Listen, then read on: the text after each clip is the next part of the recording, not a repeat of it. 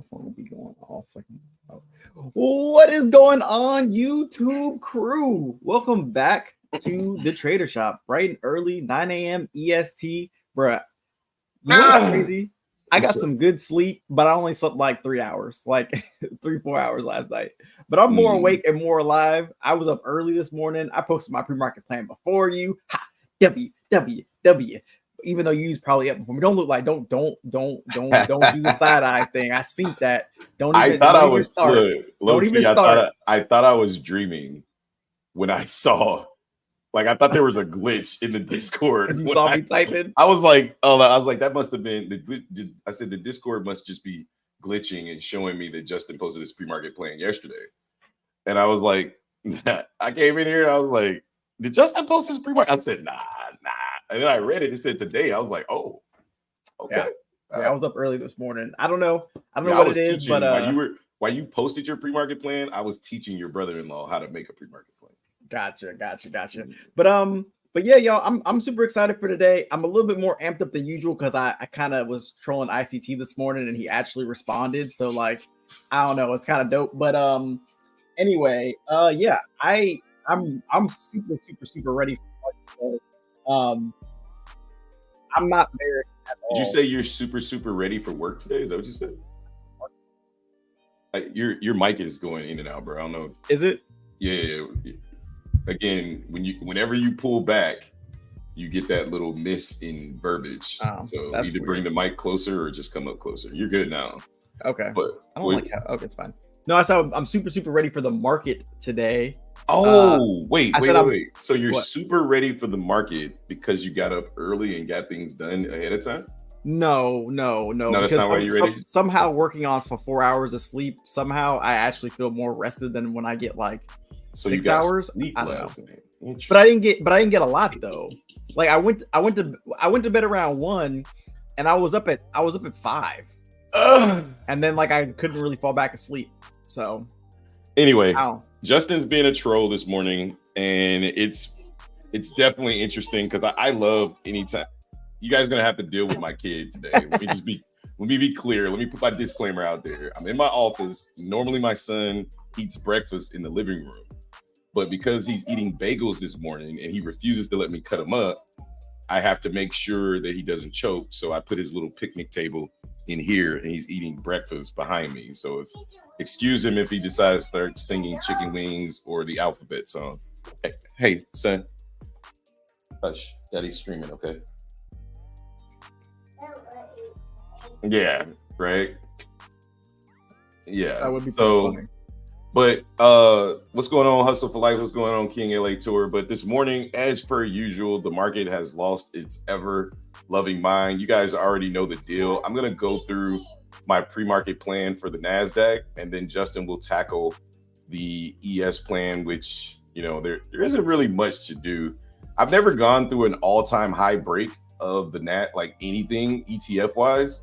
So this is my first time. So, like, what I'm realizing about this, what I'm taking away from it right now is there isn't really much charting to do once we get to all-time highs on the ETF. It's just like, I mean, if you want to pull back, I guess, you know, I'll wait for a pullback. I mean, what else can you do besides get long? Because everything else would be a guess, right? Like, if I short this market early, right, like the only thing that can come out of it is we're just going to keep going higher, right? So, yep. I mean, my plan's pretty simple. I have one bearish plan left. Right, this is my last clip. Right, like this is it.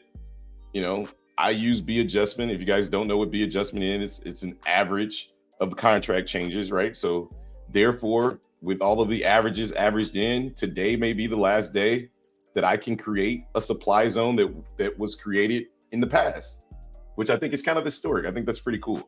But that last supply zone ends all-time high for me on B adjustment is 17717. So currently we're inside of the last supply zone that I have marked on my chart. Again, historic moment, I know. So historic moment. I know you guys are excited because I'm excited, right? It's woo. Anyway, so my bearish plan that I have is this last 1 hour supply zone. Like, I want to look to short weak rallies, like I say every day, into 1764150 through 17717, historic at all-time high, right? Look to short the market, targeting 1 hour demand at 17585.25, right? So if we come down to the 1 hour, you can see all the way back, I think, I don't know, whenever the last time we went up here, probably 2020, right? I gotta get it all the way back over here. There we go. All right. This used to be a 4 hour zone for me, but now we pushed up higher into it. So I just went down in time frames and I found this little S&D zone right here, the supply zone. It's from 641 all the way up to the all-time highs. So that's where I got it from. If you're wondering, the day is November 22nd, 2021. That's the last time we were up here. So pretty historic. All right. So we go down to the 1 hour and we find this demand zone. The same area was created on ES, and I ended up doing the same thing when I charted and made my plan for ES, which is instead of marking just this 1 hour demand, I marked the entire area because the previous day high usually ends up being an area where I play anyway, right? So I know price likes to bounce off these previous day. Dre. I know price likes to bounce off of these previous day highs and retest, break and retest. So it's also convenient that there's a 1 hour demand zone here. So I want to look for buyers to defend 1 hour demand / previous day high from 1758525 through 17558. So it's only about 30 points, which is cool. And look for longs targeting the all-time high, right? So this is the breakdown candle where I was looking for shorts. You can see that shorts appear to be coming in, at least on the 1 hour time frame. I'm not going to trade it because I'm kind of late to this party. And I would rather trade the longs based off the way that the shorts came down yesterday, especially if the VIX is going to continue to sell off, right? So are you done? You going to daddy's room? And you didn't touch not one bagel. Okay, very well. I love you. Close my door. Thank you. So the second, demand plan is over here on the 3 hour, right? So again, I have multiple plans to get long and only one plan to get bearish on NQ. I have a couple plans for bearish activity on ES, I think. But these three black lines right here, I got them off the daily. So these are the daily Fibonacci retracements from the low of the daily candle to the high of the previous day, like yesterday's candle close. So I try to remember to put these. Sometimes I forget, not gonna lie. But a lot of times when I put these in here, they end up lining up with demand areas that I'm looking to trade at as well. So 3 hour demand at 17,500.25. I want to look for buyers to defend that all the way down to about 17,442.25, in addition to the previous day low, right? I'm not going to stretch this box all the way down because it's just ridiculous, but I am aware that the previous day low bounce could be coming down there as well. So even if we come down aggressive and we push through all of this, I'll still be looking for longs targeting, bouncing off that previous day low. This area is important because it already has multiple confluences. It's the 50% fib on the daily from the day before. And then the target, I want to look to target the previous day high at 17,558 first. And then from there, look to potentially push back into all-time highs, basically breaking structure back to the upside. So not in any rush to short this market like I was yesterday. What I learned yesterday was the shorts can play out. They're just going to be a longer move. And today I can't stay longer than 10:30 because I have some things to do with my son, my older son. So if I don't get the move that I want by 10:30, then I'm just going to walk away from the market and don't take any trades. So that's kind of my plan on the day. I'll let Justin can break down ES, and then I'll talk about the stocks, the dollar, and the VIX. Oh, that's what I forgot. I forgot like the stocks today. Okay. So on ES, if you guys remember, we were in a really strong balance. Here it is. So if we take the highs, the high of the previous balance was 4899, and that was the previous all-time high. If you have B adjustment, not adjacent, but I'm gonna call it adjacent just for you, Hobbs. If you have B adjacent off, then this would have been the all-time high, right? And then the low was like down here, like right in this area right here, right, where we bounced off of, and we actually ended up, I ended up catching a part of this long, although this thing rallied all the way, broke all-time highs, right?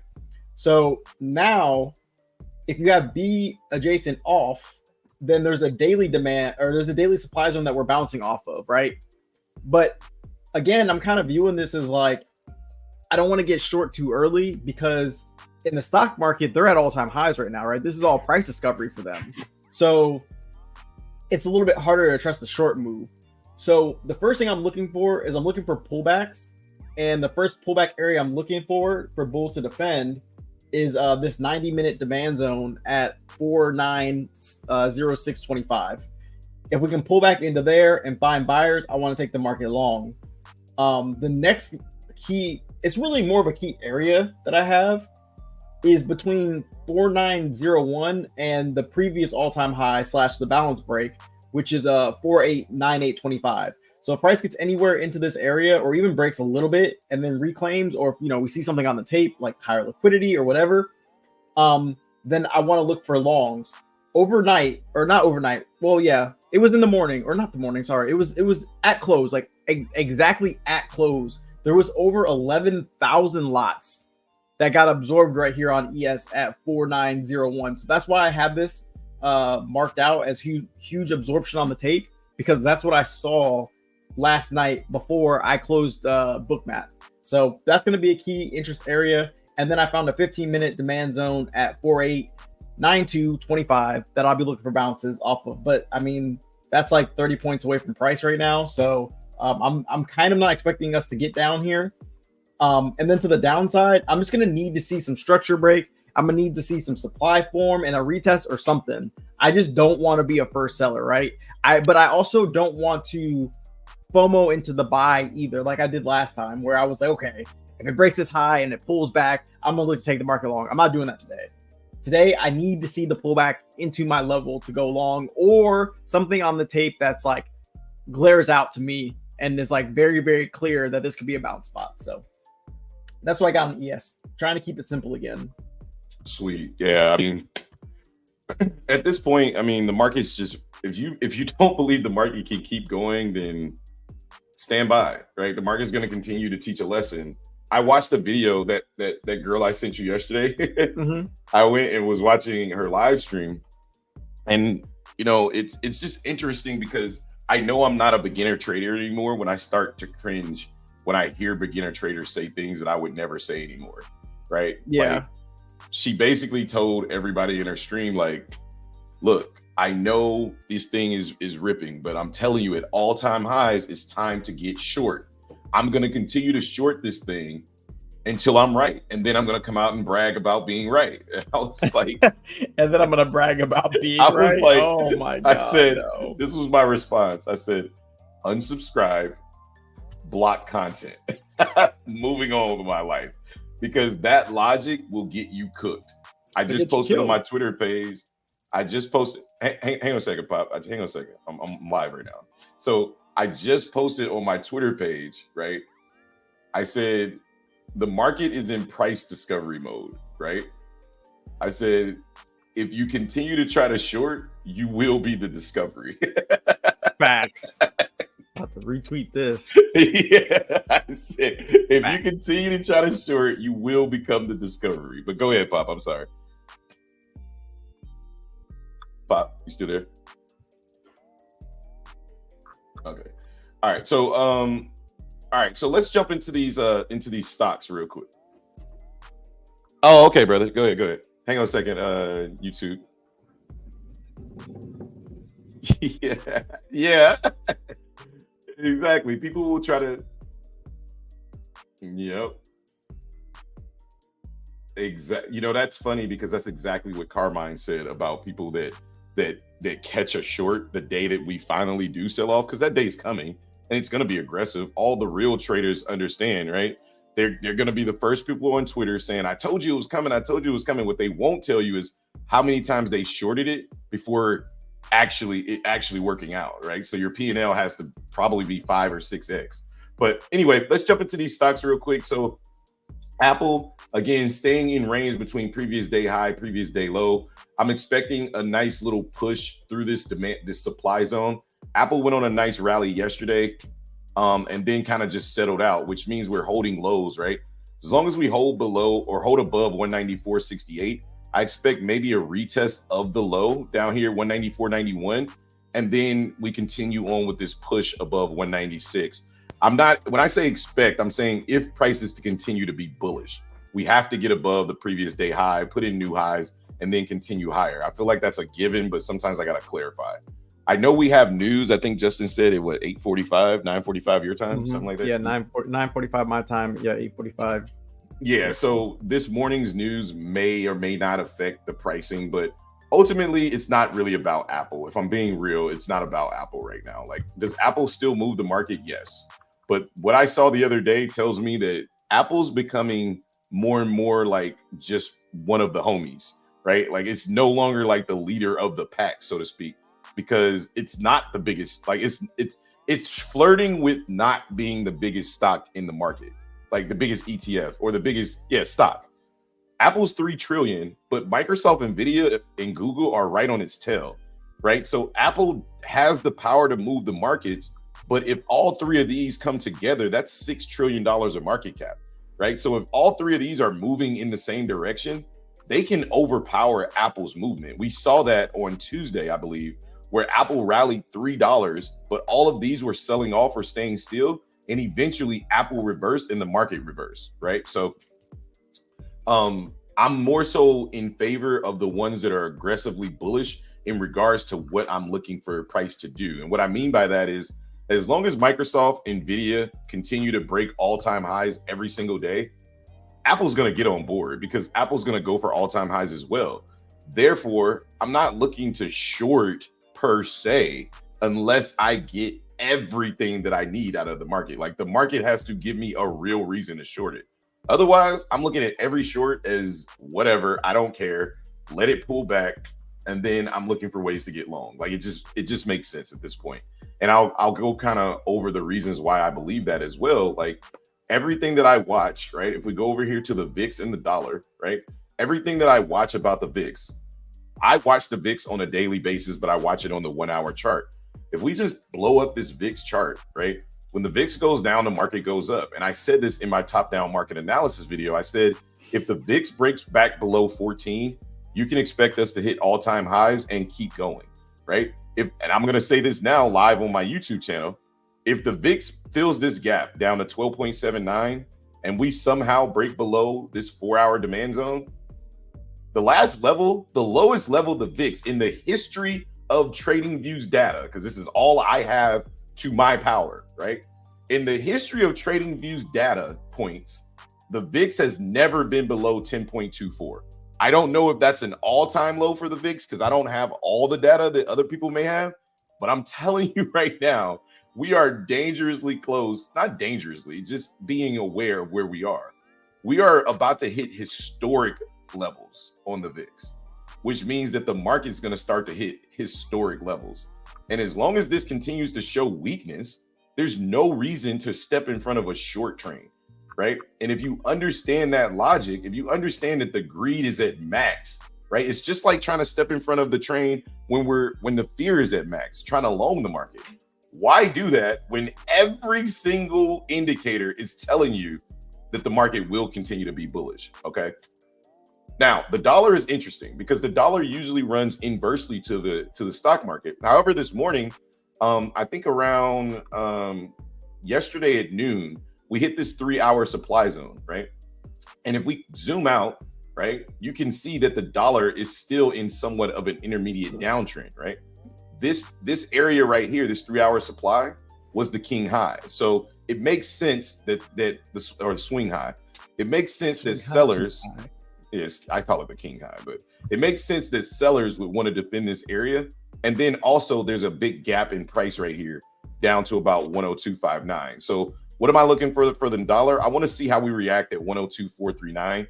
So that's my next 4-hour demand zone. I want to see if we hold that area due to the fact that we consolidated here for quite some time since the first of the month, right? We've been consolidating in this area since January 1st.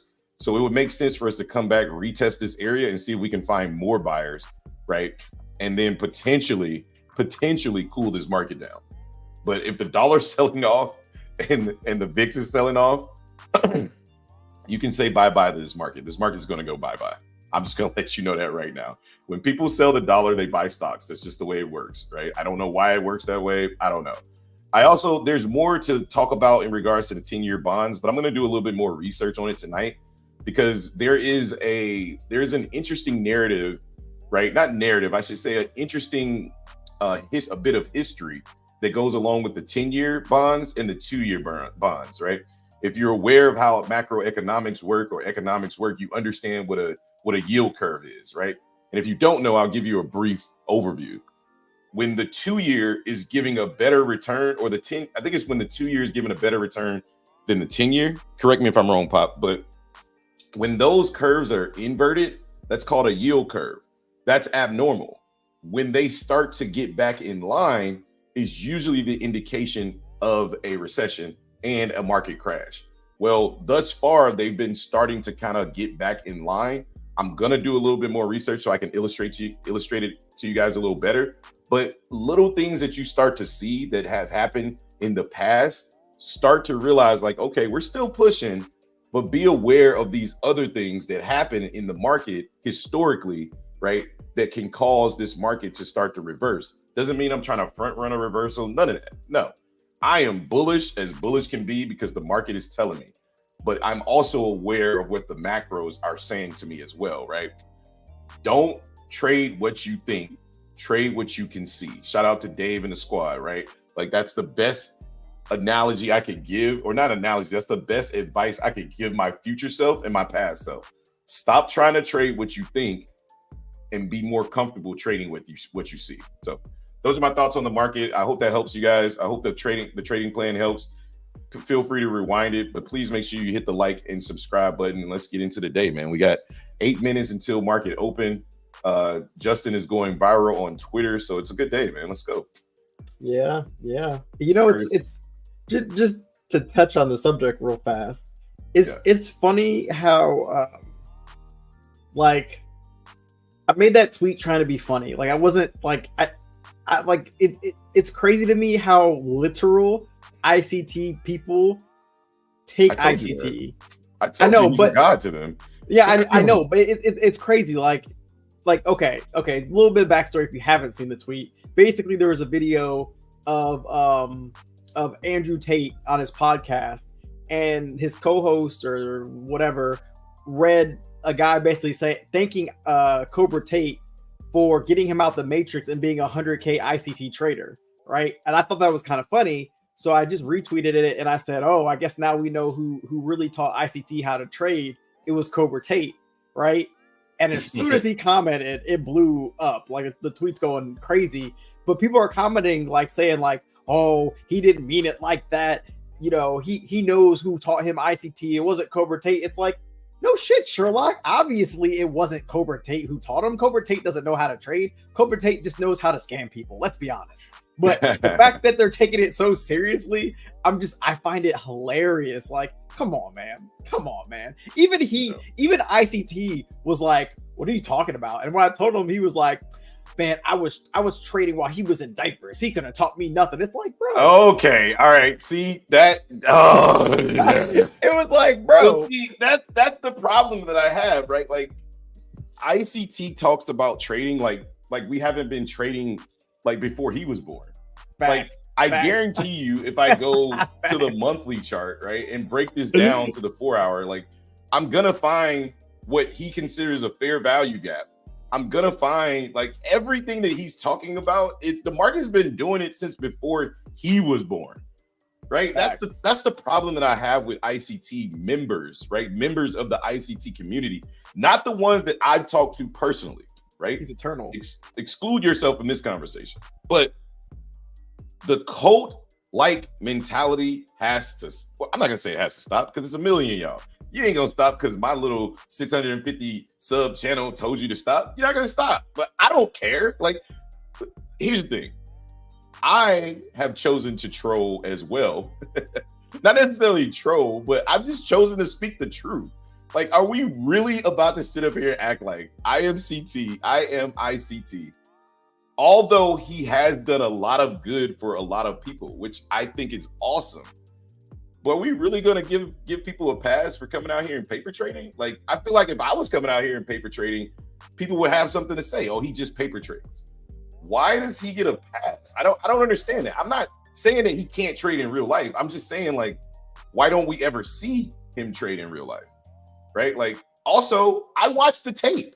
I watched the video, right? I don't watch ICT videos, but everybody was making a stink about the live trading. So I was like, okay, let me check it out. Let me go watch the video. I watched the video of him trading. And I have to say that there were some amateur mistakes being made in that video.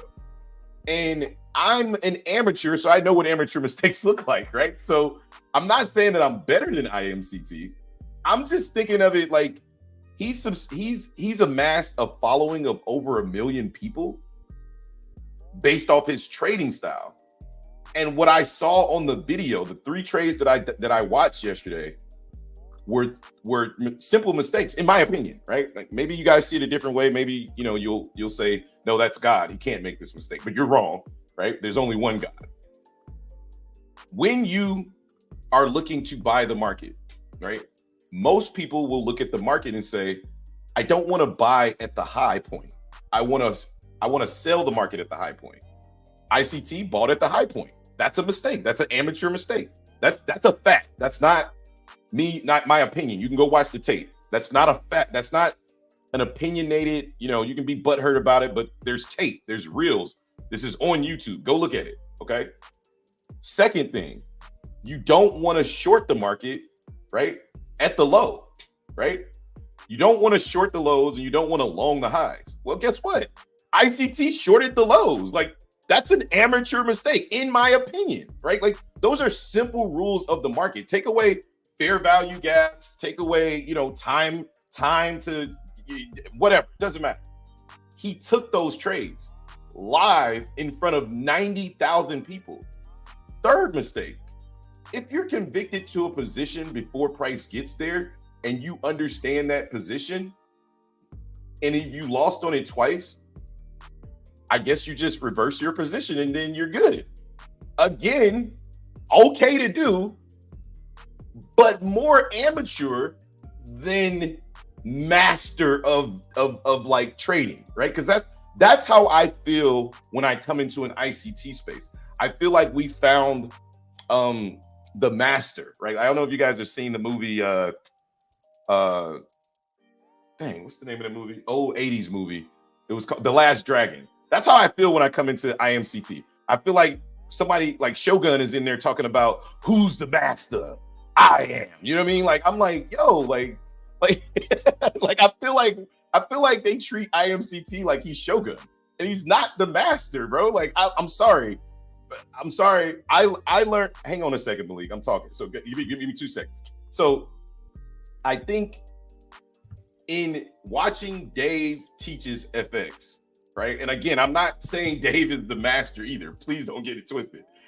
But I'm telling you right now that I learned more in 15 minutes to 30 minutes of watching Dave teaches than I ever even wanted to know of watching IMCT. What I heard from IMCT is the same thing that I hate about the community, is there's so much vocabulary that the amateur trader has to go do years of research to even understand the verbiage that you're using, right? Yep. Like, just to understand what you're talking about, I got to go look up an internal fair value gap, an external fair value gap, a Judas sweep, or, you know, what? I don't know what that means. The market's either going up or the market's going down. Like, that's it. Like, that to me, it's that simple. The market's either making higher highs and higher lows, or the market's making lower highs and lower lows. At the time that it does that, it doesn't effing matter, because it's not going to happen at the same time. If it did, it's like saying that matters. It's like saying every single year at this time, if you pick these lottery numbers, you're gonna win the lottery. Shut up. You're lying. It's not true. Like, it's not true, right? So it's like, I don't know. Like, it's weird to me, and I know people will get upset, but honestly, I don't care. I'm a big boy. I put my pants on, tie my shoes, and bleed just like any ICT member, period. I think for me, the reason why I can't F with it is the communities, right? Maybe ICT isn't like that as a person, but the communities that worship the ground that he walks on is effing weird to me. So that's my thoughts. Market's open. Market's open. All right. What's your question, Malik? What's up, Malik? What was your question, sir? Sorry.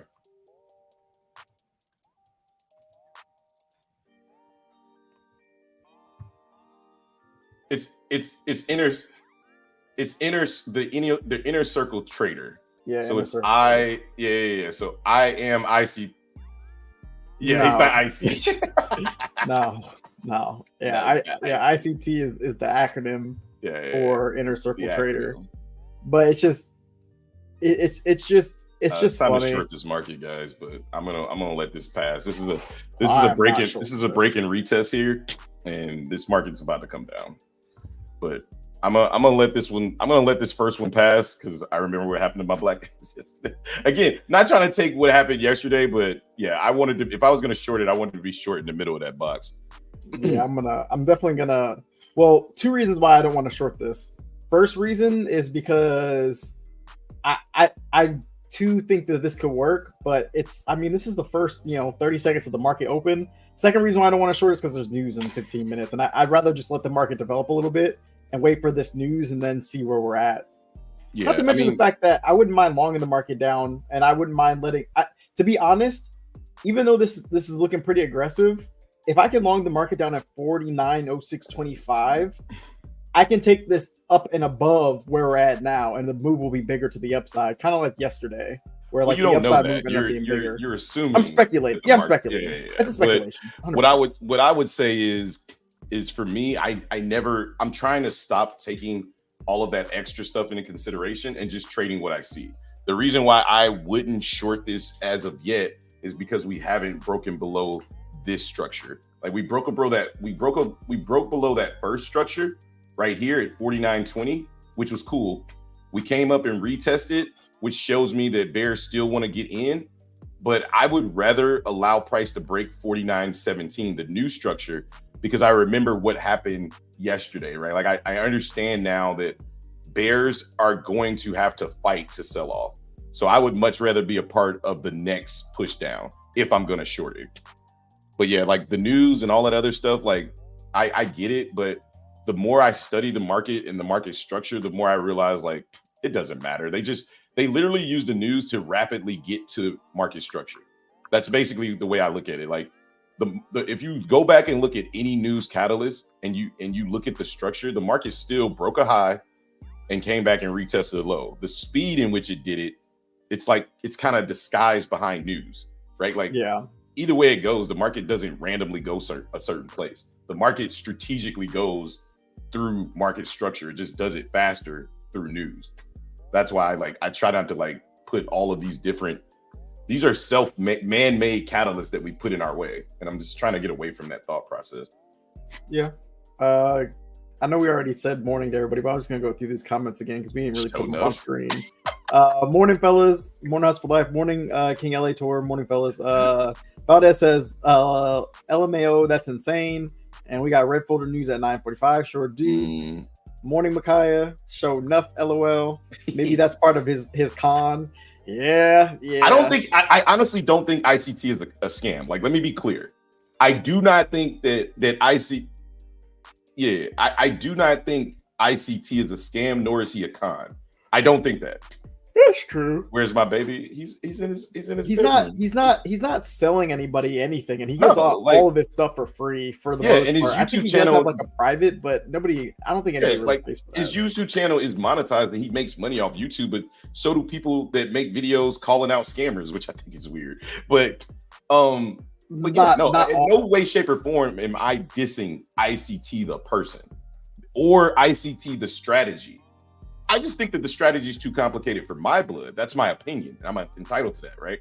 And then secondly, I think that all of us can agree, which would still collectively be an opinion, right? Right? I think we all can agree that the community is just toxic. I was in crypto. I was doing crypto content for over a year and a half. I know toxic communities when I see them. Trust me when I tell you. Every community is toxic in crypto. And because damn near every community in crypto is toxic because they think their coin or their token is the best thing smoking, right? So I know a toxic community when I see them, and I also know where I stand in regards to that. And all I'm saying is like, no, thank you. No, thank you. Yeah, I mean, when you're in a community, like when you're in a community that thinks that only their system works and no other system can work, that's where the toxicity, I think, for me starts. Like, like the one good thing, I'm like active in a trading community, but I am in a trading community, and in that community, the great thing about the traders that I see when they post is that they're trading. They have like we all kind of have the same base like trading strategy, but there's always something different in everybody's strategy that's like, you know, based off of what they like, right? Like they add and subtract their own things. It's not just like, okay, ICT works and only ICT works, and if you're not trading ICT, then you're wrong. Like there's people in that community who trade ICT, but they're not like shoving it down people's throats, right? Like they're not like, well, if you don't trade ICT, you're not a real trader and you're wrong. You know what I mean? Like that. I think that's the part where it's like bruh, and the fact that you're not open to at least like exploring other options that could potentially benefit you, right? Like, you know, if it hurts you, then just don't use it. But if it's gonna help, then why not? Valdez says, yeah, I respect him because I see that people are making millions off Discord who may not even actually be trading, saying his stuff don't make sense. His stuff on YouTube for free. Wait, I respect people because I see people that are making millions off Discord who may not even actually be trading, saying his stuff don't make. Oh, yeah. I don't know too many. I don't know. Discords are funny because like if you have a trading Discord with callouts, that to me is where it gets a little dicey, depending on like I don't think callouts are a bad thing because people can make money off of callouts. It's just they don't have the conviction, especially if you don't know how to trade. Like I don't blame people for doing callouts, and people are very successful doing callouts, and that's fine. But I don't know. Yeah, I don't know. His stuff is free on YouTube though, so that is the one knock that you can't have against him. ICT as a mentor has successful traders with millions in funding. The proof is in the work that he's put in. I've seen his strategy work myself. We're not saying his strategy is bad, but at the same time, you know where the con comes from though. I think for me, it's not a con necessarily, but it's the fact that he says, "Well, I wrote the trading algorithm that all the trading uses." That's my biggest problem with ICT. It's like, no, bro, you did not write the trading algorithm that runs the market. Like, if you wrote the trading algorithm that runs the market, and then the claim is, and they want to come get me, but they can't find me, and I'm on YouTube teaching people. But it's like, I have the allure. I think he said I have CIA surveillance. It's the allure. It's the allure that. It's the fantasy of like I'm like part of a secret society and I'm the only person. That's what makes him godlike, in my opinion, right? And, as a God-fearing man myself, right? And not trying to force that on anybody, but that's just how I feel. As a God-fearing man myself, there's nobody above God, right? There's nobody there's no person. Mentor is fine, right? And I'm glad that language is being used. Mentor is fine. But the ICT community floats a thin line between mentor and worshipee, right? If you say anything disrespectful or anything opinionated, right? Because he's a person, I can give my freaking opinion on a person, right? Like based off what I feel, right? Because that's all you're doing. You're saying, I think ICT has done this. He's got plenty of and I'll tell you this. There's a video on YouTube about those successful traders that you speak of with millions of funding. Go actually look at their interviews because most of them have done interviews on Words of Wisdom because I've looked at the videos, right? Go actually watch their YouTube videos. By the way, shorts look like they're coming in at 49.21. That little pink box up there on ES. I saw that. The third rejection up here. So go back and look at Words of Wisdom's video when he interviews ICT traders. And listen to what they say about the strategy. They're not dissing the strategy, but what they do say is exactly what I say. All the vocabulary stuff I don't need, right? I'm not worried about that stuff. I just took what I needed from it and I made it my own strategy. It's based off ICT, but I took it and molded it into something for me. They're not using exactly what he's saying. Hell, he didn't even use exactly what he was saying when you watched him trade yesterday. He was late to every trade, right? He reversed trend, right? If all of this stuff, if I know this stuff works, but either he's rusty or he don't believe in it. Because yesterday he did not use it. And I can only go off the recent things that you showed me. And I watched the stream yesterday. I'm telling you, those are immature mistakes. That's all I'm saying. So yeah. Bada says you make more off Discord than YouTube Trust. It depends. If you got a I'm about million to subs, say, if you got a million subs and don't have a making- Discord, you're making bank off YouTube. Like, yeah, you can just make think about it. Patrick Whalen has 200,000 subs and he made 80,000 last year. Yeah. Right? Off trading channel. And ICT has 1 million. He had 90,000 watching his live stream yesterday. He's making bank. He's making a killing off YouTube. You can trust him, believe that. And YouTube is, in my opinion, for the amount of work, YouTube is a lot easier than Discord. I'll tell you why. ICT makes one video. It's on YouTube for life, and it's going to continue to pay him for the length of that video. As long as he's popular, which he will always be popular. So. Exactly. People are watching his mentorships from 2021, 2022, 2023, and that's like 60 or 70 videos per mentorship. And people are still watching those videos, and they're hours long. He is making bank off of ad revenue. That's why he doesn't have to. He never has to trade. He never has to touch the buy or sell button for real, because he can just write off his YouTube money. I'm perfectly cool with that. That doesn't even bother me, not one bit. Right? His paper trading actually doesn't even bother me because of the fact that if you can paper trade, and you're really successful at paper trading, it should in some form or fashion translate to real trading.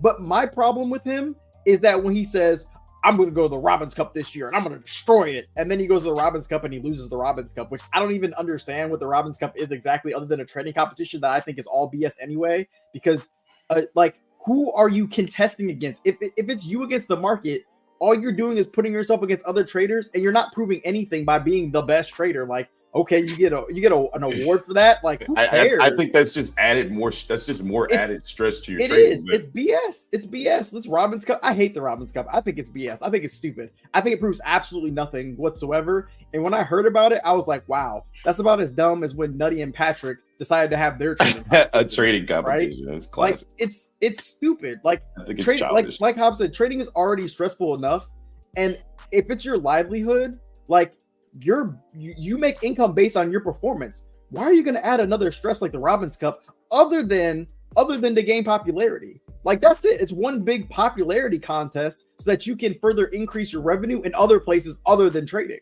right? Because the YouTube is constant. That's constant money.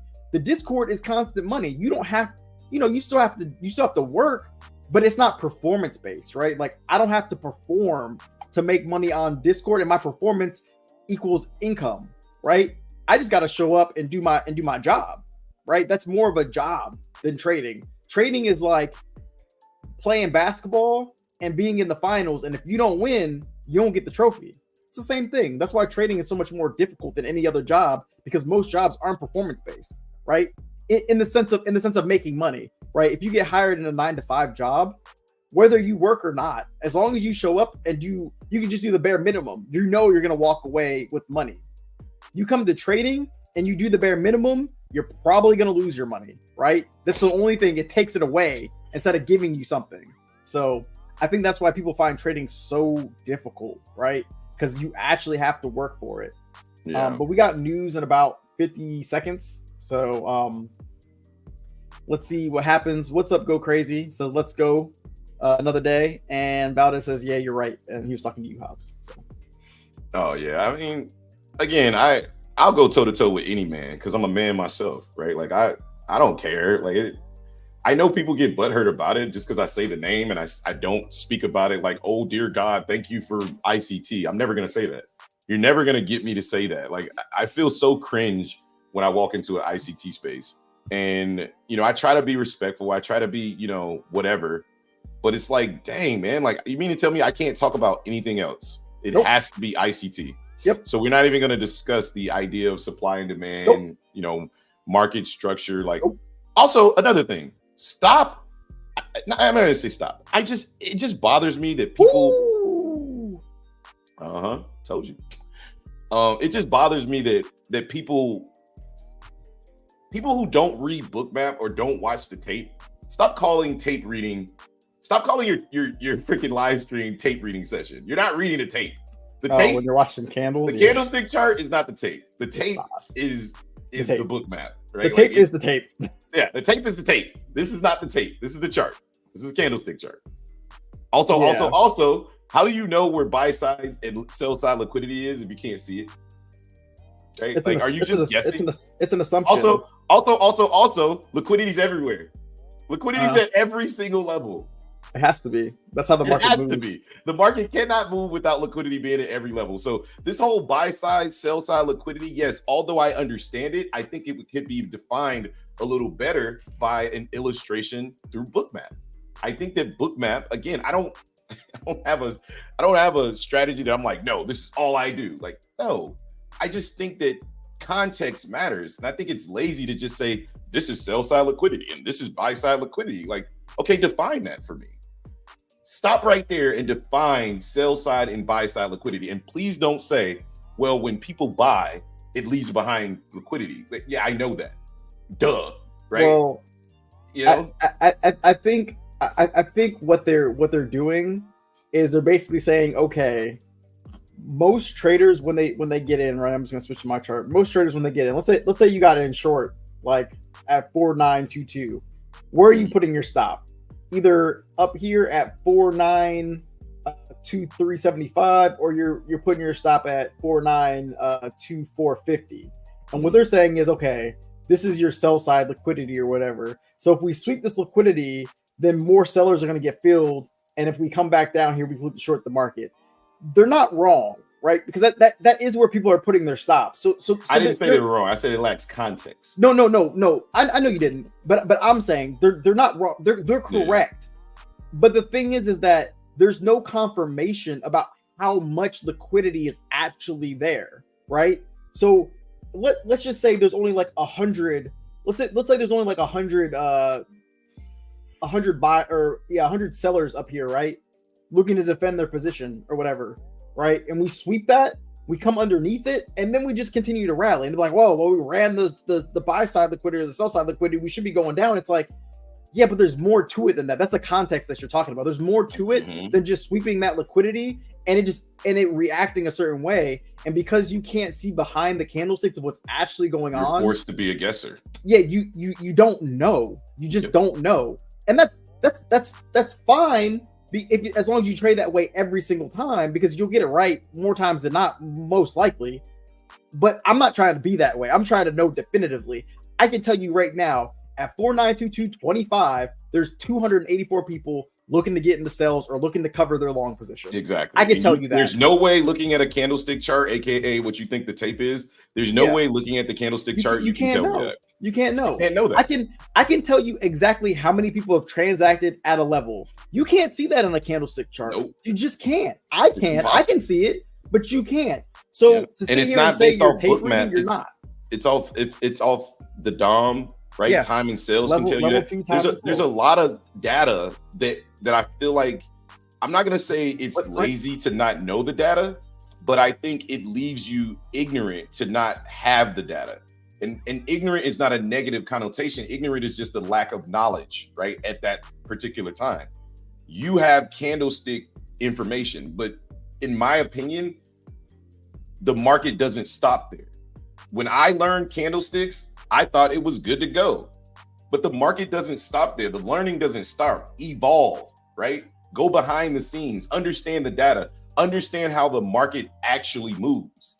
Stop guessing, right? Stop trying to guess. If ICT was reading bookmap yesterday, there's no way. I went back, and trust me, when I say these things, I don't say them to just be mean. I say them because I've looked at it. I know because I did it with Justin on the phone. I looked back at the exact time that he took his trade, at the exact moment he took his trade, and I replayed the tape. And I said, if he had the tape, there's no way he would have been looking to get long up here, because he would have seen how many sellers were aggressively sitting at the top, waiting for people to get long up there. If he had the tape, there's no way he would have shorted at the bottom, because he would have saw how many orders were transacted at that level and the potential for buyers to support that level. That's the information that you're not getting when you're just focused on a fair value gap, or you're a Judas sweep, or at this exact time, this is going to happen.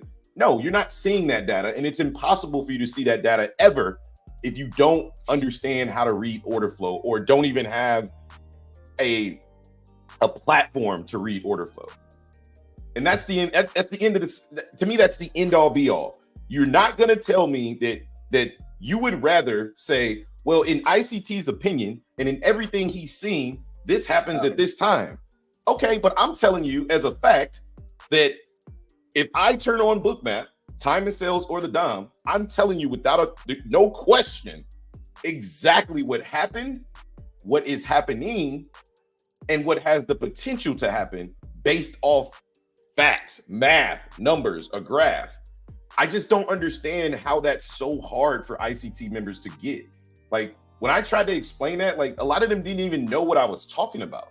And I feel like it's okay to engulf yourself in one strategy. But I think it's a mistake to not explore everything trading has to offer. I think that is a mistake. And that's what I would say to any ICT member. Do what you do, trade ICT, but increase your knowledge base, right? Don't hinder yourself to just one thing. I'm on your team. I want you to win. But I'm not going to be calling no man, you know, the best thing that the market has ever had to offer when it's hedge funds that outperform him every single day within the first hour. Somebody knows something more than ICT. Trust me. If ICT was that good, he would not be on YouTube. Yeah, he would, and even if he was on YouTube, he would be able to show you his hedge fund receipts. Because I'm telling you, it's hedge funds, it's managers, it's people in this market that you don't see. Compare ICT to Umar Ashraf. And if you don't know who that is, go look him up. Just compare him to Umar and you'll see the difference between the traders. Just go look him up and really dig into who this person is and the kind of money and lifestyle that he's living. It's not about the money, but just look at his trading and you'll see exactly what I'm talking about. During my rant, you know, the market has sold the F off. But I'm waiting for it to come down. I agree with that though. Like, Umar Ashraf there's a lot of traders out there who wipe the floor with wipe the floor with this man. No question. But the thing is like, I don't know. I guess my thing is like, if you crack the code to the algorithm, in my opinion, that should mean that you never lose. Like, if you wrote the code, then that would mean you should never lose. You're not allowed. You always know what's going to happen. You're not allowed to make amateur mistakes. That's my point. But my thing is that you can't, because even if you wrote the code, you failed. I did it. Even though I did that too. Even though even if you wrote the code, like, you still forget that there's buyers or sellers in the market. Took S&D and changed the names to make people. That's the other thing I told Pat this morning too. I was like, he asked me about ICT, and I said he just came up with basically supply and demand. He just changed the names. Yeah, he came up with new names for things that people were either already doing or things that he heard about from other traders, and they just wasn't public. And he made it public, and he made it his own. I don't hate him for it. Like, I don't really care. Not at all. But it's just like, I don't know. I'm just like, bro, come on now. Yeah, not at all. I'm not upset with ICT whatsoever. Like I said, I'm discussing more so. The community makes me want to take a shower. Like, it just makes me feel dirty every time I walk in there. I'm just like, oh, why, y'all? Like, why are we doing this? Why are we acting like this man is God? Like, he's not God, right? There is one Jesus, right? Malcolm says, point well taken, Hobbs. With having wider knowledge of the market, it definitely helps having more strategies in your arsenal. Yeah, I mean, I told them that one day, and they were like, "No, if something works, why try to fix it?" I'm like, "I'm not fixing it. I'm telling you that there's more out there." Like, again, I used to be a carpenter, so I always say this. I said I gave this analogy too when I was in a space. I said, "Listen, I used to be a carpenter. Every day we bring a tool belt, every single day." I said, when I was an amateur carpenter, the only thing I had on my tool belt was a hammer and maybe a tape measure, right? But as I got more experience, by the time I became a journeyman, I didn't come to work with just a hammer and a tape measure, because I understood that there was more to building the house, right? I had a pocket that had nails in it. I had another pocket that had smaller nails in it. I had a hammer. I had a tape measure. I had a square. I had a level. I had a torpedo level, right? Like, I had little a cat's paw, right, to take the nails out really quickly, right? I had so many different tools because I understood they were necessary to build the house. Trading's the same way. You can't show up here talking about I just do this or I only do this. You can, and maybe it works out for some people. But for me, I'm looking to dissect the market, completely dissect it. And for that, I need every tool in my arsenal. And I feel like it's a mistake to just have one tool and at least not hear the other tools. Because maybe you don't change ICT to supply and demand or book reading, but at least you know what's going on because you took the time to understand it. That's all I'm saying. Did you show my baby? Did you show my baby? I missed him. What are you talking about? No, he didn't. He didn't put him on screen. No. No. Dre is, he's not eating behind me, baby. He got done with his grapes and blueberries, and then he got up and left. And I said, "Are you going to watch TV in Daddy's room?" He said, "Yes." So that's where he's going. Probably to poop his pants, if I got to be completely honest. You did not have to be completely honest. Sorry. Well, looks like we're pulling back up. Looks like we're about to retest the break of that prior structure. So yeah, we got another 5-minute supply zone at 49.1850.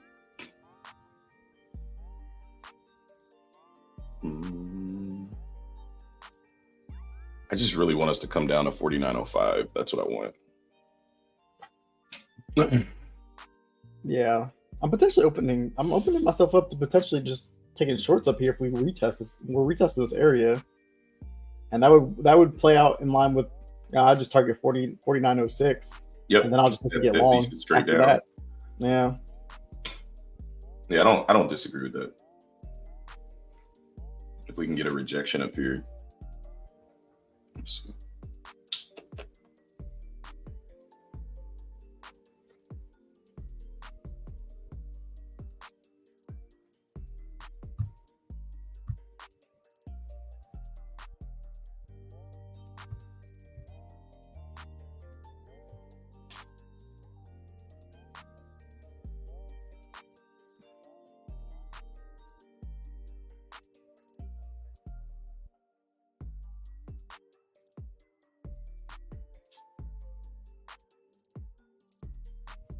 I'm going to take a short here. Give it 4 points. Yeah, I like the shorts here too. I'm just waiting to see if we can get a nice little sell down here. Yeah, I'll take a short there. Give it 21. I don't really need to give it 21, but I'm going to give it 21 just to be safe. Be on the safer side. I'm giving it 21 as well. I just want to target 49.06 down here. That's what I'm targeting as well. I like the shorts here. I see a lack of buying. There's a little bit of a CVD divergence here. I'm liking the 5-minute candle that I'm getting as well. So yeah, I'm watching it here on the 32nd, and we rejected that area and then started to come down a little further as well. Just looking for that quick breaker structure down below 49.14 if we can get it. Once we get 49.14, I expect a nice clean sweep down to 49.06. Yep. And then that'll probably be my trading day. Yeah, I'm all out at 49.06. I got a lot to do today. Jay has an appointment. He's got an allergy appointment. It's weird. He's got so I guess they're testing for all of his allergies, and they have to do like an allergy test for it, and we have to drive like an hour and a half away, so he can't take any allergy medication for like the last 2 weeks, which it's the winter time, so he don't need his allergy medication. And then I guess they like pump him with all of these different allergies to see what he's allergic to. Yep. Yeah, they give like shots or something. Yeah, it's crazy. Gotta see these lows break. Yeah, you want to see these lows break.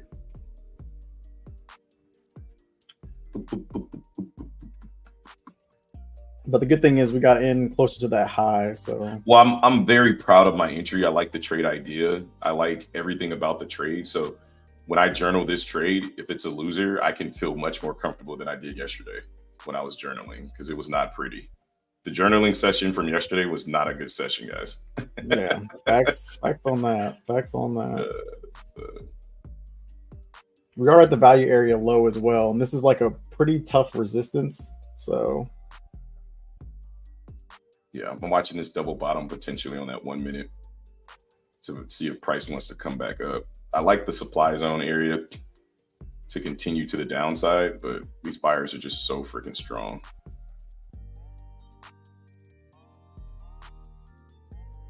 yeah,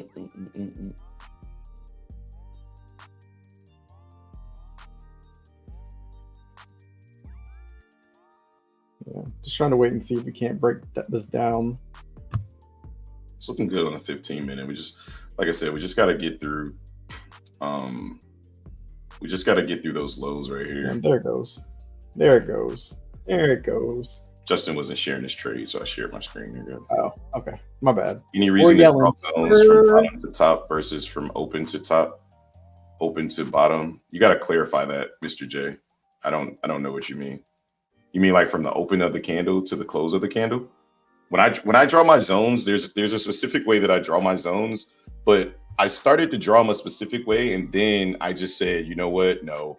I at this point, I draw when I find my zones, if it's a smaller zone, I usually just draw them wick to wick, right? Like I'll show you here on the 2 hour where I drew this zone right here on the 2 hour, right? You see how the zone stops at 49.02, but instead of what happened in this area is the context matters, right?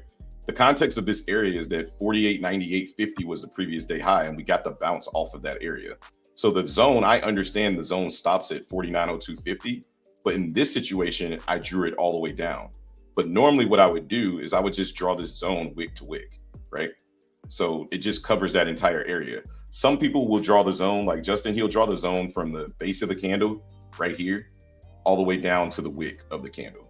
And then the opposite for the supply zone. So if you was going to draw the supply zone, it would be the body of the candle here, right? All the way to the top of this wick right here. So hopefully that answers your question. I'm not sure if it does. Yeah. Yeah, I agree. The only way I draw it from top to bottom is if it's a really small candle. I'll just include the whole thing. But if not, then yeah, it's the top of body, bottom of the wick for demand zones, and bottom of the body, top of the wick for supply zones. Micaiah says he thinks we're going to 700 before we drop. I think that we drop first and then come back up and touch 700. That's what I think. Yeah, I'm all out of this at 46 or 49.06. I'm all out. I'm not. Yeah, my thing is 49.05.50. Just right at my demand zone is where I'm getting out. This is, if you watched my pre-market plan this morning, this is basically both mine and Justin's pre-market plan, like literally to the tick. As far as like actually Justin was like, hey, we need to break this, but this area was exactly where I wanted to get short. I'm glad I didn't jump into this right away, but once I saw that double top, this is the exact same look we got yesterday. Not to mention we had supply built, a breakdown, right? We waited for the breakdown and then we got short on the continuation. So yeah, so far so actually, good. I'm gonna try to let this run because we're starting to get kind of aggressive to the downside. So well, just take 3 off at your level. I'm taking 2 off at my level, 100%, 100%. Yeah, I mean that was your plan, so stick to the plan. Yeah, I definitely am. Yeah, I'll let the runner run. I'm not. Yeah, that's what I'm saying. I'm let the runner run. 49.10 is the top of the 200 EMA here on the 5 minutes. So we got to be careful here. I'm actually going to go ahead and go to break even. I'm up 7 points now, so there's no reason to let this trade go right on me. So yeah, I'm gonna go to break even. So it's pretty take smart. The tick. Yep, same here. What was your entry? Let's see if I beat you. I can't see it. It was 49.17 on the dot. You got a better entry than me? 49.17.25, baby. Whatever. Whatever, mate. Whatever, mate. God damn, bro. Bank. Yeah, y'all boys gonna come to a knife fight with fucking machine guns. Nah, man. We just trying to trade what we see, man. Like I think yesterday we had a really good aftermarket session to discuss what was going on. I'm going to take 2 contracts off right here. Yeah, I was thinking about that too. I never like when we bounce off key levels. So, oh, no, we're not bouncing. Let's see. Fingers on the trigger to take 2 contracts off right here, just because this is a key level right here. And I know price likes to bounce here. I'm watching liquidity though. We're squeezing down. So as long as we break through this red line right here, I'll stay. But if we start to come back up, I'm going to quickly take 2 contracts out. Up about 7 points on the trade.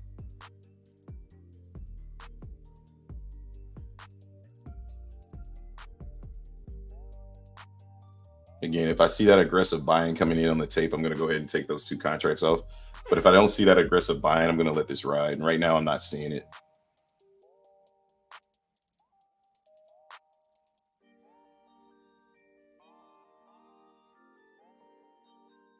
All right, there goes those buyers right there. Yeah, I'm going to go ahead and take 2 right there. 2 gone right there.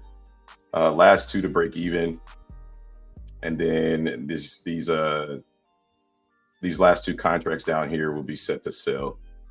So yeah, I just took 2 off as well. Yeah, no need to play around. If we're gonna bounce, we're gonna bounce here. Yep. And I know that, and I'm not interested in giving back money to the market today. Nope. So not even in the slightest. The rest is going to be set for previous day high at 48.98.50. I know that's an area where price likes to return to, but again, these buyers are so strong that they're literally not even trying to give up the 200 EMA, right? So if we come back up and we retest my entry, I'll get out for roughly about $50, about 7. I secured about, I don't know, maybe 6 or 7 points right there, which is a good trade on ES, right? If I was trading bigger size, you know, the numbers, the P&L would support that, right? So, but you see the P&L and you're like, oh, you only made $50. It's like, yeah, but I secured 7 points, right? On 2 contracts, securing 7 points is a $700 day, right? But understanding the context of where we are, understanding that this can get very bullish right here, I'm not interested in sticking around. So exactly, I'm not trying. There's a 5-minute demand zone over here to my left, and I know buyers are in control, right? Therefore, it's time to leave, right? I'm not going to take the whole thing off because we could continue, and sellers could close this gap and continue to push back down. But I'm more than willing to take some profit off right there, and I think that's a very key area to take profit. So the rest is just up to the market. Yeah, we're pulling back. No reason to hold. Like, what site is this I'm using? Go. This is TradingView, sir. TradingView. I assume that's what you're talking about. Yeah. About Eric 2 says points 2-3 years. My 500K journey. I'm calling it. Y'all better remember me. I called it. Y'all shaping reality for that moment. Hey, let's get it. This is a very aggressive candle here. Like, yeah, literally, it's a stop out candle here. So I'm hoping that we can sit through this pullback. This is where my tick comes in handy here. Hopefully it comes in handy or just cooks us both. Nice, guys. Hey, yeah, thanks, Hustle for Life. Like, it was a good trade. It's coming for us. It's all good, man. Oh, yeah, I don't care. And it has got me right about. Just dump. Just flush here. Don't run this. Flush here. Oh, my goodness. We got a minute left in this candle. Let's see if the selling comes in to protect this trend. Or oh my God. Rip it up here. Am I really about to survive this right here? I was literally a tick away. I shouldn't be talking right now because now it's gonna come get me. Now that I said that, it's like, okay, we heard you, bro. We're coming for that tick. Where's your stop at? 49.17? 49.16.50. Oh, my stop's at 49.17. So I'm only giving it back a tick. Oh, you're giving it a tick. Well, I'm not. No. I'm not giving back anything. Oh. My entry is 49.17.25. I'm only taking back a tick. Oh, got you. Yeah. Nah, I don't know. Mine's at 50, but it looks like I might survive this, which is shut up, Justin. Nuts. Just let it happen, bro. Oh, never mind. These buyers are like, oh, forget you. All right, come I was for looking me. for a retest. Like, dang, are we not? We just gonna go V shape? We're not gonna come back down and let me out. Let me out, bro. Like, I'll get out if you come back down. I promise you, I will. Like, just come back down. Like, you broke structure, great. Now come back down here and retest this low. If this comes back down to 49.10, I'm gonna be very, very, very interested in getting out of this trade. That's what I want. Like, I see the break of structure. I'm just don't want this to squeeze all the way up before giving me an opportunity to get out. Yeah, like we're just retesting the structure, and it's like, okay, are you gonna come back down? Like, all right, cool. You retested the structure, bro. Come back down. Get back down here to these lows. Let me out at 49.10. That'd be great. Come on. If it flushes straight down, we stay in. If it comes down and looks like it's gonna bounce in the least bit, I'm out. In fact, I'm gonna watch it on the 30-second here. So yeah, we're looking good. There we go. There we go. Come on, baby. Down. Come on. Come on down. The hard hold. Hold. I'm looking for a retest of these highs right here, this area. We're still in a downtrend. So if we flush through 49.11, I'm staying in. But if we bounce at 49.11, I'm getting the F out faster than you can blink. If you blink, you'll miss it. No. Come down. Come down. It's okay. No, I'm watching it on the 30-second. It's not okay. It's not okay. It's not okay. It might not be okay. It's not okay. I'm out. No, I'm staying. Come on. Hold to 49.11. This is the shoulder, the potential shoulder of the inverse head and shoulder on the 30-second. Come on down. Come on. This is so fun. I enjoy this. I enjoy this for the simple fact that I know I did everything right on the trade, and right now I'm just rooting for my runners, right? Like I'm rooting for the other half of my position. But this right here, based off the structure, I probably should leave this trade, right? Because this was the head on the 30-second, this was a shoulder, and this was the other shoulder being retested here. So I probably should leave this trade, but because the tape is so tight right now, price could. Oh, all right. I'm gonna let it hit it. But the 5 minute does look very, very bullish. Yeah, I'm just gonna take one more. Oh, I only have one left, so yeah. All right, now I can do whatever it wants to do. I'll take the rest for break even. Come on, fail here. All right, we're not gonna fail here. You son of a bulls. These bulls are no joke, bro. Come on. Failure. Oh no, it's a sell limit order. Almost did the double down thing. Failure. Okay, it got me.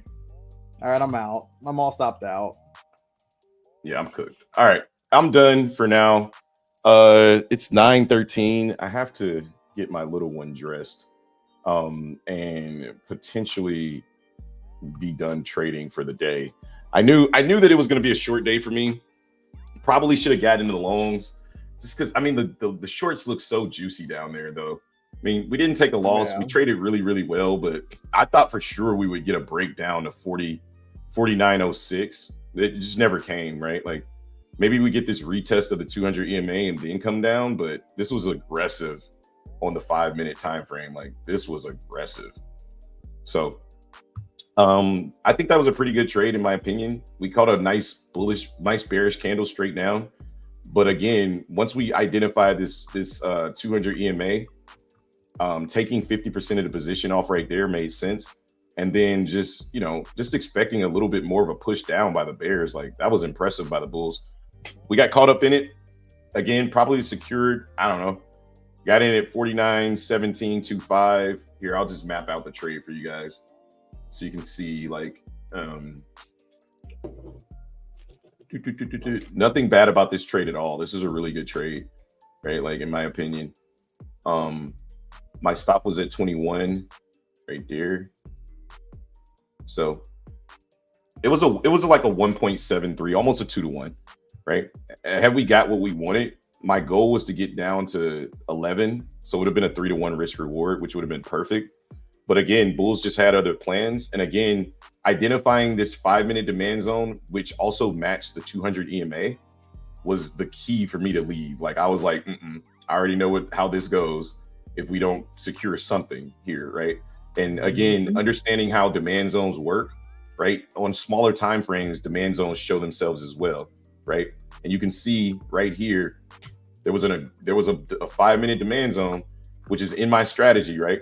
There was a 5-minute demand zone right here where price immediately bounced, and you can see the real move, the real power was in the bulls. And that's okay. Like for me, like I'm good with taking that little W and just moving on with my day. Just because I don't have the time, right? I don't have the time today to be fully engulfed in the market. I know where I want to trade, and if I'm back in time, I'll do that. But I have a 3-year-old to get dressed. He's probably pooped his diaper. He needs to eat some lunch, right? Like I got real life stuff to deal with. So I'm gonna probably take care of that here in a little bit. I'll get off of here about 9:45-ish. But as far as taking any more, I'll probably chill. Lunch. I'll wait for news days, man. I think y'all boys good. Well, NQ was. I haven't even looked at NQ at the time. I think this was earlier. You were saying this. Yeah, we weren't good to survive that pullback. Like that pullback came way too aggressive for my blood. So our stops would have been hit. Our stops wouldn't have been hit, but where we went to break even, we'd have had to go red. We would have had to give up 7 points and go back red on the trade. And I wasn't interested in doing that. Like, no, thank you. Yep. So this is where NQ is. And you can see, had we been watching NQ, we probably would have got the indication from NQ at around the same time. NQ put in a beautiful double bottom right here, right? NQ came down, pushed up where we got short, came down to this level, could not break it, double bottom, and then now it's taken off. And there's the push into 700, which Micaiah was talking about. I was hoping for a breakdown to relate NQ, not hoping, but I was expecting, right, to relate NQ to ES structurally. I was expecting ES to push down to 49.05 first and then go back up, because I was fully in agreement that we were going to go back up, but I was going to take the ride down to 49.06. When we couldn't break below 49.10, it's the same thing on NQ. I would have been expecting to short the market here at 678, expecting a ride down to 7,585. Once we held here, that's a clear-cut sign that it's time to go.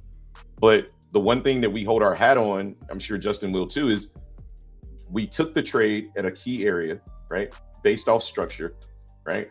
We played the continuation. We recognized that the trade wasn't going to work out. We cut for a couple contracts to secure some profit, and we never went red on the trade. That's great risk management. That's great management of the trade. And those are the things that we've been working on all this week. So regardless if the trade didn't work out the way we wanted it to, we didn't secure 10 points, but we didn't lose on the trade, and we were in the right direction. That can be repeated. And pause for dramatic effect, because I got to blow up the screen for a second. We got a birthday boy in the building. Let's go. Hold on. What are you talking about? In 30 seconds, you'll see. At the current moment, the time on deck is 9:18 a.m. And at the moment, NQ is officially 8 points away from breaking its all-time high on all charts. Not just on B adjustment, not just without B adjustment. We are 8 points away from breaking all-time highs on all charts. The all-time high is at, maybe it was a little.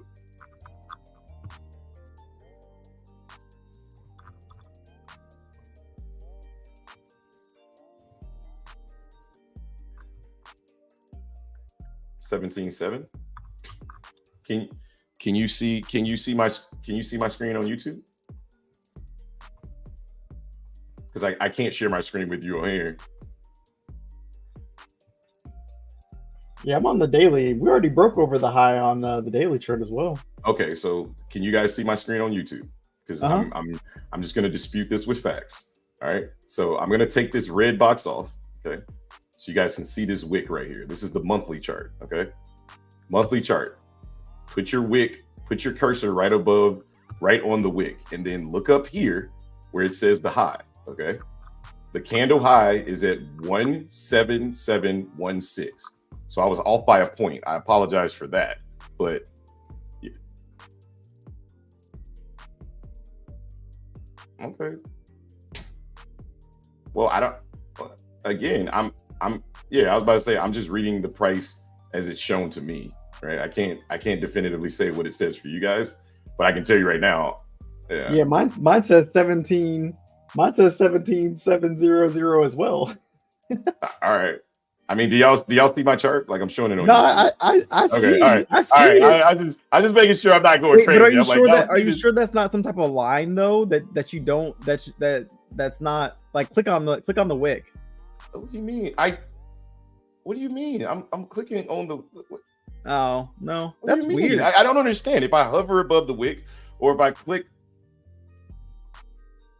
Bro, I trust me. I know how. No. He's right. My candles look exact same, but yeah, mine don't go that high. Mine says 17,716 is the high.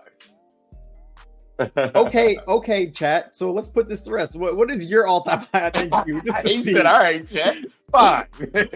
I mean, because mine is the same as Malik. Mine is. Are you guys looking at the monthly or the weekly or the daily? I'm on the monthly. Oh, the same as I don't know what. I mean, I thought it would be. I just wanted to make sure. Maybe that was the glitch. I didn't mean to do that. Look at Is that? Yeah. See, I'm on the monthly right here, and that's. Hold on, let me look at your screen. This is my monthly. This is my monthly wick, November 1st, 21, and it goes up to 17,700. That's so weird. Yeah, and it says we broke it.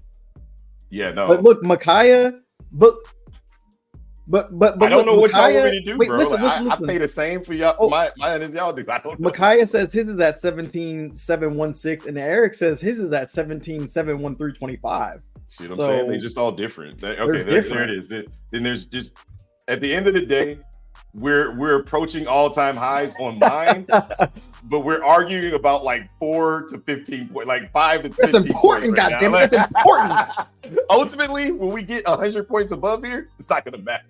Micaiah, we all pay for data though, because to see it real time, like you have to pay for the data. Yeah, we all pay for CME data. So. We're all paying for the data. So what is going on? Hey, I pay that $2 too, baby. $2 a month, baby. Let's go. What up, Brian? How's it going? Good morning, Brian. That's weird. Yeah.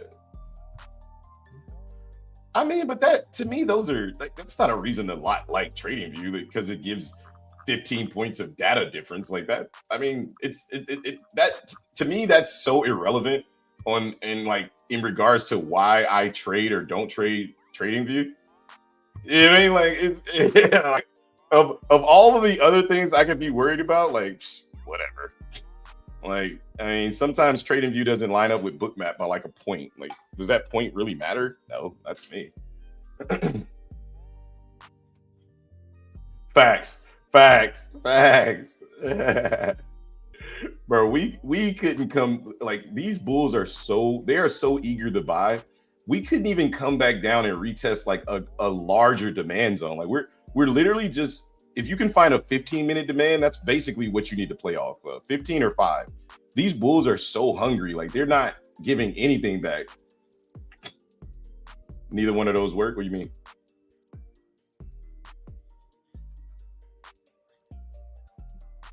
Yeah.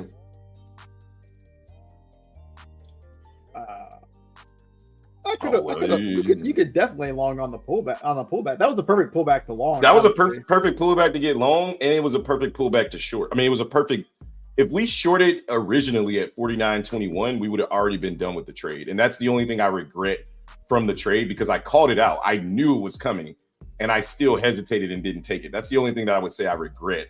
But I thought, even though I was late to the party, so to speak, for where I would like to get in, I was way more comfortable entering where we entered than at that top.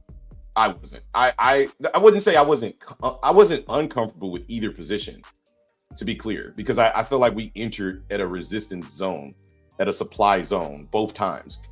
I wasn't. To me, there's no difference between where we entered and the entry at 8:30 this morning, right? They're the same. It's literally behind the same thesis, right?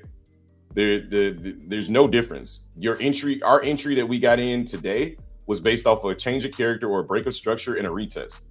That's why we entered, based off a supply zone. The same thing happened at 8:30. You just weren't comfortable with it because of the other outside noise, i.e. the news at 9:45, the first 30 seconds into the market. It had nothing to do with the structure.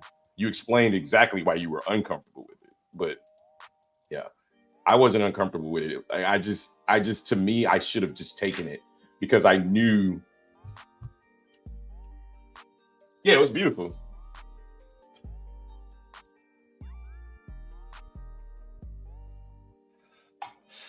Ooh, people use TraderVate for charting. I know a lot of people. I'm sorry, Malik. I'm responding to Makaya's comment on YouTube. He said, "Yeah, not everyone uses TradingView. I think some folks probably use TraderVate. I think people use TraderVate to execute. I haven't really seen many people use TraderVate. Well, I chart on TraderVate. I just don't. I prefer TradingView still. I chart on TraderVate because I understand how to use it, but it's still little nuances that you can't do on TraderVate that you can do on TradingView. So, like, I mean, you can use horizontal rays on TraderVate, but you can't write in the text inside the ray, right? Like you can put text on top of it, but it won't follow as an anchor text. Like little things like that irritate me because I like to use those things. So I use Lightspeed to chart. I don't even know what that is, Eric. TraderVate looks so cartoonish. Yeah, that's a really good way of putting it. Like TraderVate looks so animated. Did you take that long on that pullback, Justin? Mm-mm. No, I look to short this again, honestly. Yeah, it looks weak up here at these highs. I would rather long. If I'm going to get long again, I'm not going to look to short it. But if I'm going to look to long it again, it's got to come down to that 2-hour demand zone. I think we'll be strong there.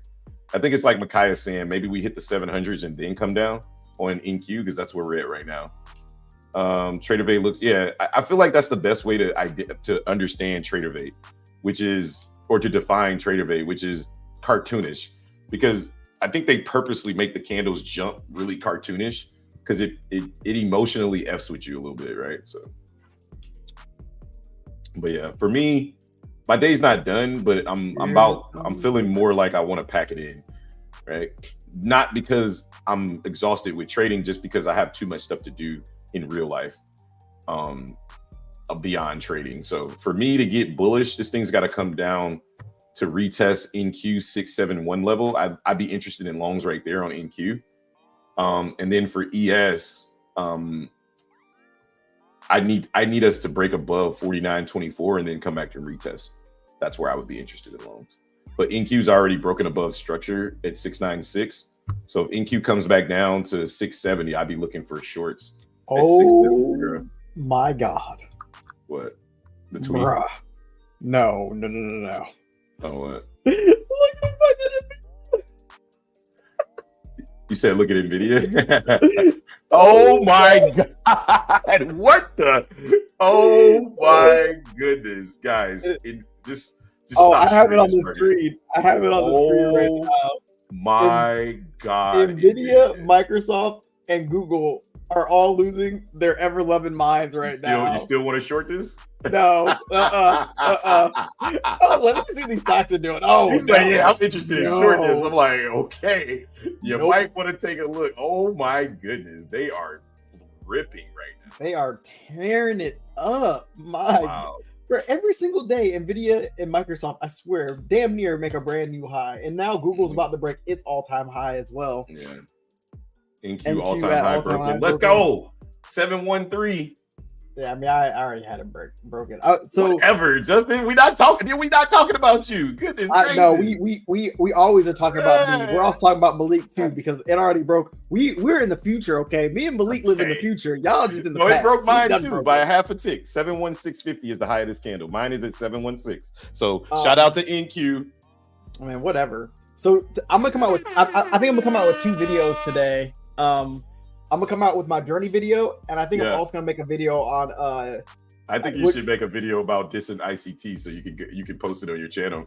I wasn't gonna. You'll really blow up. Yeah, I'll really ruffle feathers then. Our sub count's gonna go from 650 down to 100. Right? Yeah, they have everybody hate us. I hate these people.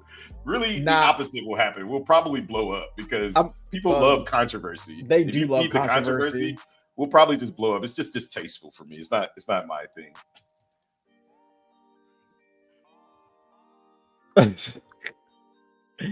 I didn't even, but like the crazy thing is like my tweet was a complete joke. I did it not thinking that he was actually going to respond, and the fact that he actually responded, I found hilarious. But now I'm gonna make a video about trading at all-time highs. I think it's really relevant, so because everything is at all-time highs. Everything is at all-time highs now. I've used NinjaTrader. I like NinjaTrader actually. I would actually prefer NinjaTrader over Tradeovate, but I just don't like the connectivity, the steps you got to go to connect NinjaTrader. That's the part I'm not a big fan of, unfortunately. But the one thing I like about NinjaTrader is you can actually change it to where you can't see your P&L and you can only see your points, and it makes life a lot easier. So you're not always staring at how much money you're up or down. Oh man, I like that. And NinjaTrader owns Tradeovate, so I don't understand why they don't just do that. But whatever. Yeah, NinjaTrader is I don't know. It's I don't know. It's really preference at the end of the day, right? Like, it's just all about what you prefer. The VIX is so beat up right now. This thing is like, help me. It's just hard. I think NinjaTrader, it's a harder platform to use for most beginners. Like most beginners, it's just much easier to set them up with a Tradeovate than it is to have to set up a NinjaTrader. Like it took me like an hour just to figure out how to set up NinjaTrader, But I will say the cool thing about having NinjaTrader and using the data is like Quantower looks dope, and on NinjaTrader you can also get footprint charts as well, which is pretty dope. And I think you do it on Quantower too. So it is something I plan on adding at some point. I was about to say I don't use footprint charts. I just don't think that I need more than bookmap. Like I feel like if I got bookmap, like why do I need a footprint chart? I guess I don't know. I know usually when I say that I end up regretting it later and being like, dang, I should have been used footprint charts, but I'll let you be the guinea pig, like I always. I just like the fact that you can see the delta candle by candle. I've kind of set up my book maps so that I can do that too. Yeah, but it's a little bit harder for me to do it in terms of like I feel like when Rick talks about absorption, like we can see absorption, but like he can. Someone just hit an order fill. Malik, you just hit an order fill. You know it was Malik. I think he's looking to short up here. Oh, I would not short this market. But anyway, let that man live. Oh, Eric went short too. Eric said I went short at 713. Yeah, I like the shorts up here. Oh, you're longing? You're longing tomorrow? I like shorts up here based off this break. I think this is a liquidity sweep and drop, but I'm not reading the tape of NQ, but I like shorts up here. I would not be long in the market up here. I wouldn't be long in the market, but I definitely wouldn't be short in the market neither. I don't see well you just wouldn't trade the market, so you don't have an opinion.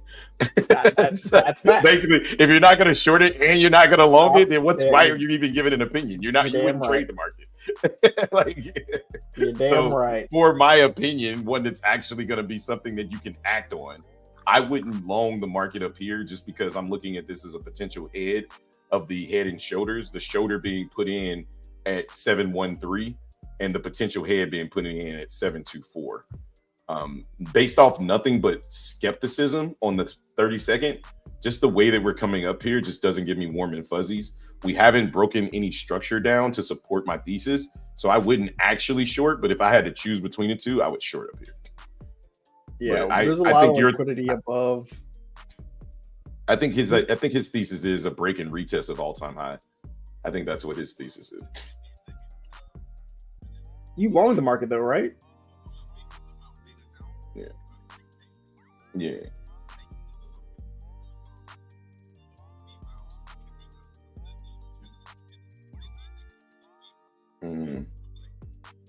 Yeah, this was if you look at that on the 15-second, that's the last high price put in where you got long, right? You got long on the very last high price put in.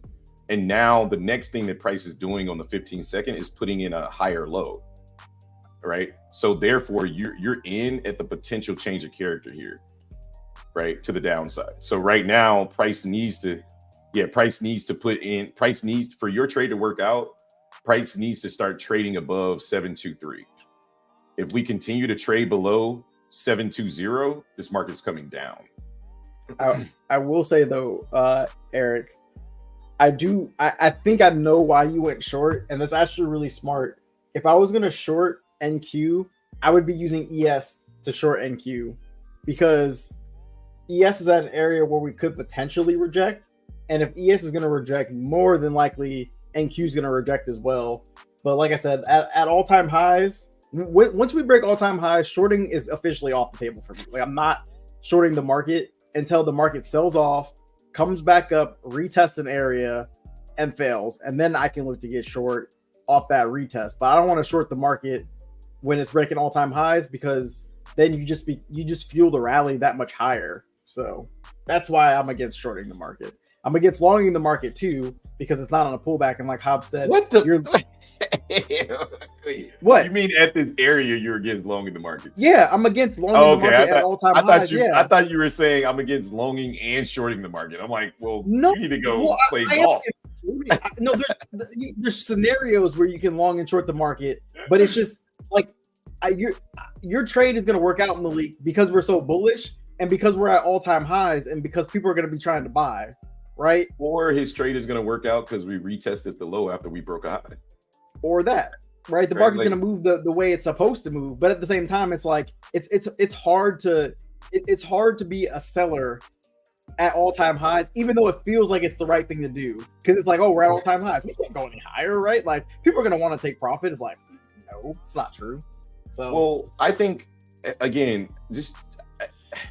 I would just like to, for me, take the vocabulary of because all-time highs out of the equation, because let's just take away all-time highs and think about the market in general. The reason why you should be trying to long the market is because the market is strong as hell, period, right? Like, it doesn't matter that we're at all-time highs. I think that that's a facade, right? Like, I think that that's an emotional situation, right? That has some type of validity, but at the same time, the market is continuing to be bullish because the market is strong as a bull right now.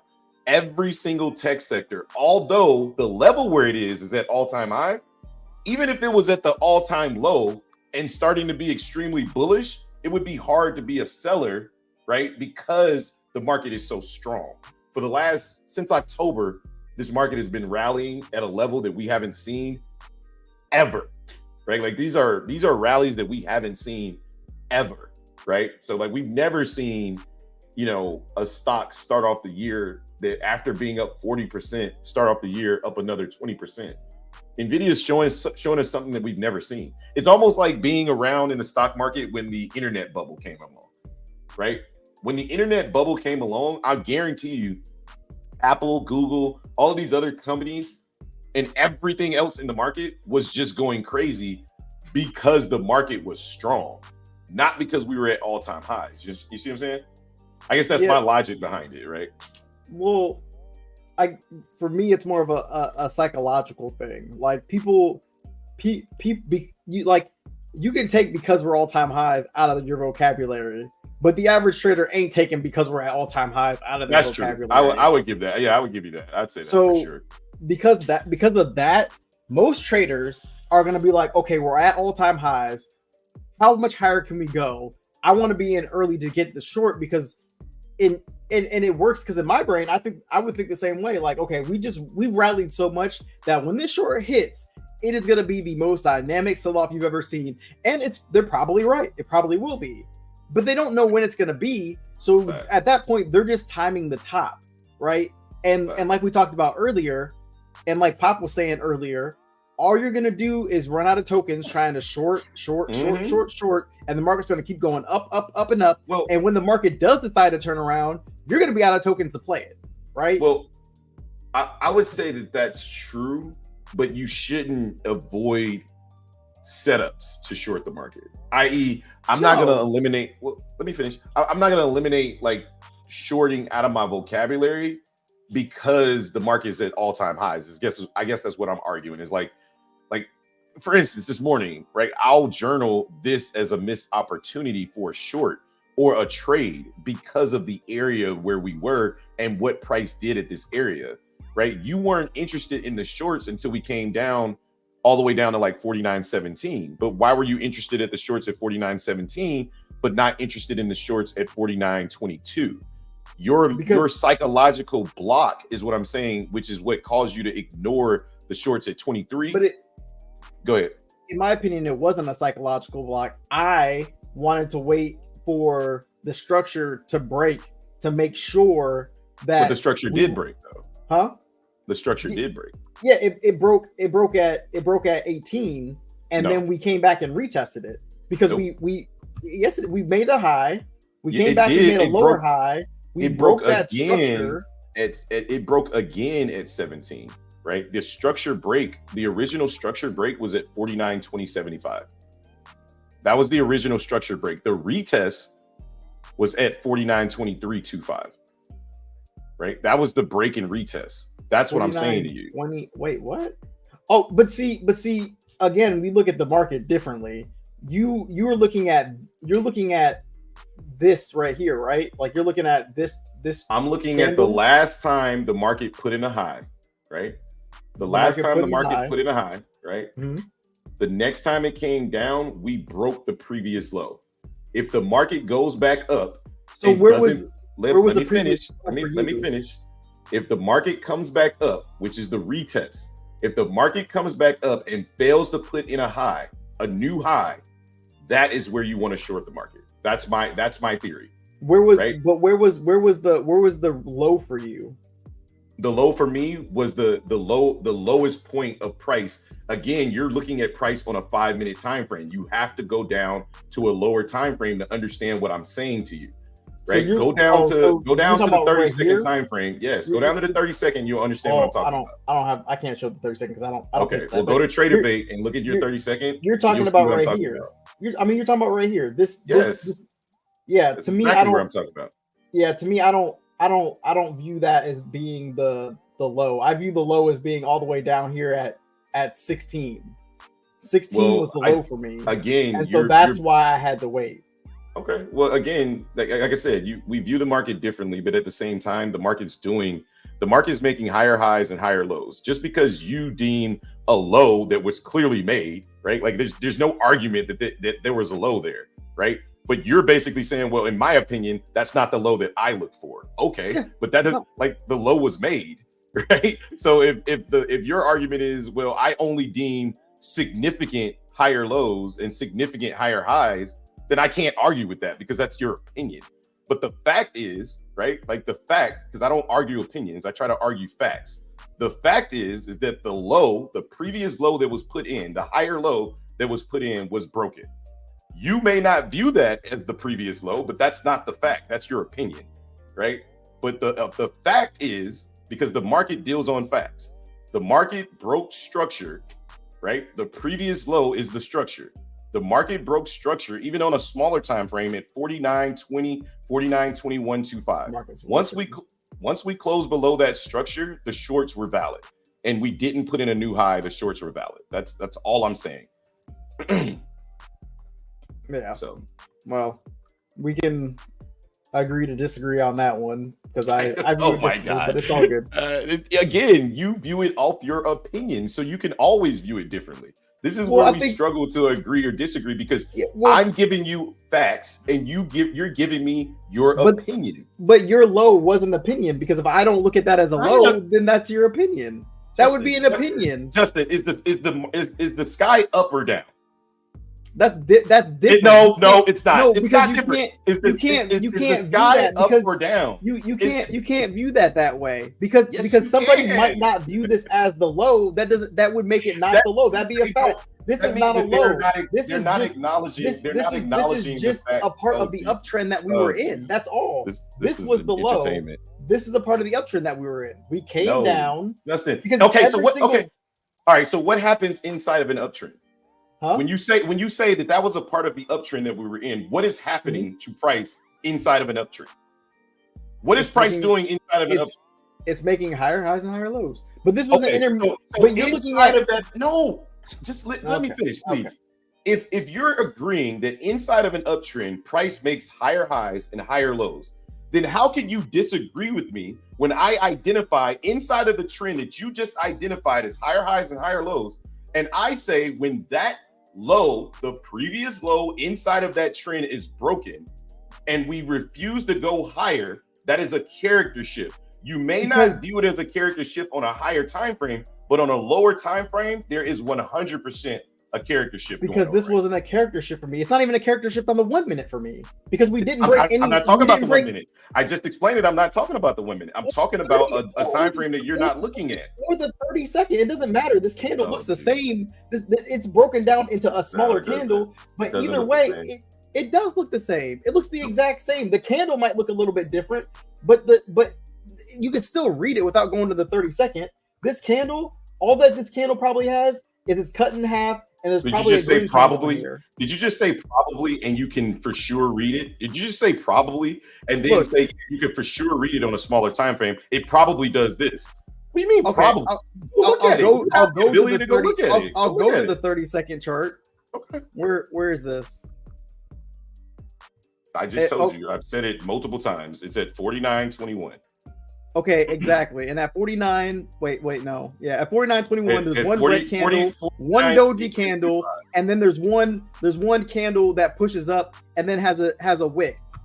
All this candle is, all that candle represents is the same thing that happened on the 1 minute candle. It's just broken into 2 candles instead of 1 candle. That's the only difference. There was a doji candle and then there was the green candle. That candle put together is this candle right here. Are we arguing the candles or are we arguing the break of structure? I feel like you changed the argument over and over. No, there was no break of structure for me. Like regardless of not where it for is. You, it's what happened. It's an uptrend. It was an uptrend. The structure broke when we broke down and made that new low. We came back up. We retested it. We came down and broke that low, and we looked to get short. And I looked to get short on the retest of that area because it made sense and because it was a safer play for me than getting short early on. I'm not saying that the short earlier on wouldn't have worked, but what I am saying, you literally said I wouldn't short up here. Yeah, I think it was low quality, and I think that's what we're arguing. I don't think that's I don't think that that's low quality because you have an opinion of it's low quality because that is an opinion. But I'm literally saying that it's high quality for the same reason that you're saying that your area that you got short is high quality.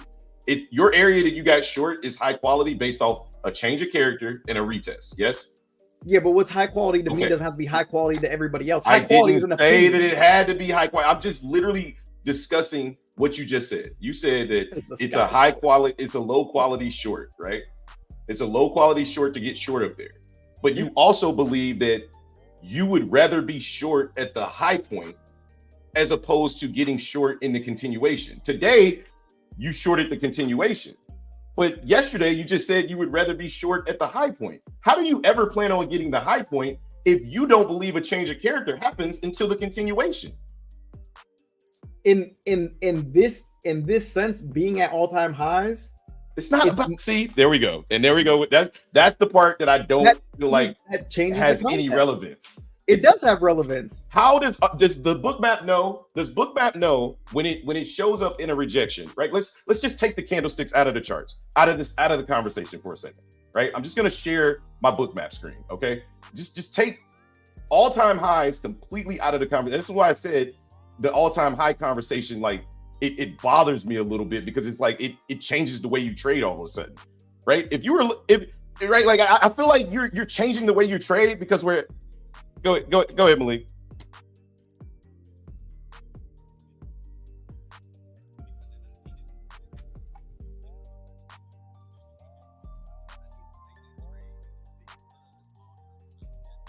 Thank you. That's what I'm saying. That's all I'm saying. That's it. That was my point. But you went with the trend. No. And I would have gone longs too on a pullback of all-time highs because I'm not looking to short the market because I said that what I would be looking for is shorts. I specifically said the reason why I would be looking for shorts is because we put in the last high. I said in order for shorts to come in though, we need to break the previous low. And then I said, I understand why you're looking for longs because all we did was break above structure and retest the low. But for me, I would be looking for shorts when we break that low, which we never did, which is why I thought the trade previously was a good trade. But let me get to this point real quick and then we'll continue. If you saw this setup right here, right? Just this rejection at an area that you deemed a supply. This is what I saw. Right? You didn't have this area, and I'm not saying you did.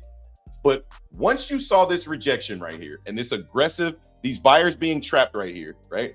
And then this break of this structure here on the tape, right? Once you saw this breakdown, you would not be trying to short this yet.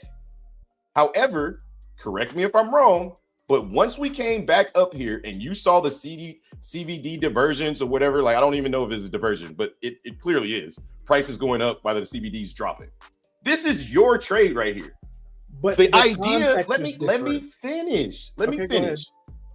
The context that you're adding is that this level is all-time highs, or all-time highs is actually all-time highs on ES is not until we get into the 5,000 for me, right? It's not with B adjustment on all-time highs is not even until 5,028 on ES, right? So we still have a lot of room to run to get to all-time highs on any chart for with B adjustment on. So that's, to me, all-time highs is not even a part of this conversation, but since you're making it a part of the conversation, I just want to address it. Therefore, when we come here, regardless of what level you are, whether it's all-time highs, all-time lows, psychologically for me, the psychology of all-time highs stops you from taking quality trades, because this is a quality trade setup, no matter if it's Tuesday in 2024 at all-time highs, or it's Wednesday in 2018 when, it's just a regular day. This is a quality setup. So my question is, why does all-time highs have to factor in what you're seeing? You use bookmap to read the orders. You use bookmap to spot trap buyers. You use bookmap for all of this stuff, but yet because it's all-time highs, all of that goes out of the window because it's all-time highs. Is that what you're saying? Because the context has changed. Yes, 1,000%. Because there's nothing above you. There's no sellers. There's no pocket. There's pockets of liquidity, but it's all fresh. It's all new. It's all new sellers coming into the market, or better yet, it's all new people taking profit, because that's all it is. Can't sell off. You can sell off. But what I'm saying is that when you're at all-time highs, it's only people taking profit. After it's people taking profit, it's people who have to sell after you and continue the selling. That's all it is. So all-time highs changes the context of the market. It has to, because there's no other structure above you.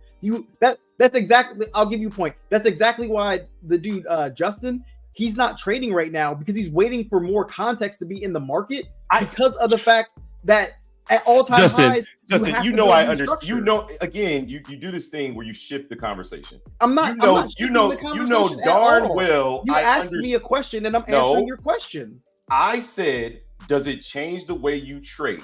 Yes, it does. And I said yes, and I told you why. But my question is, you still shorted the freaking market. So because it doesn't listen to me. The context of what I was trying to do. It doesn't change the way you trade, because you still shorted the market, right? Because of the change of character. And my argument is the change of character didn't happen here. It happened up here, right? It happened here, and the retest was here. And you still shorted the market, so it didn't change. It didn't change the way you trade. You still traded the same. That area is not a new low. That's not a new low. That's not a pullback. That's not a pullback. That's not a pullback that you define it a pullback. But it is a low that is higher that is lower than this low, and this is a high that is higher than that is lower than this high. That is by very definition. It is lower than the previous low and lower than the previous high. At that moment is where the change of character happens. The change of character of structure, like the previous consolidation, what you're talking about doesn't happen until down here. But the moment that price shifted happened here. It did not wait to start shifting down here. Price has already shifted up here. Yeah, I disagree.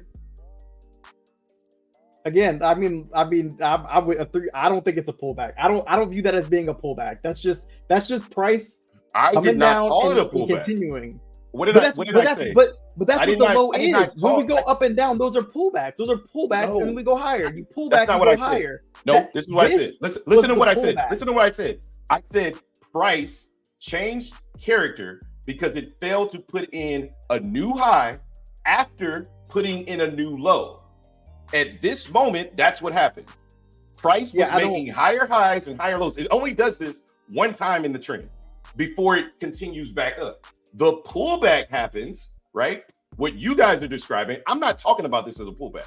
I'm talking about this as a change of character. The pullback happens when we come and break structure, change character officially, right?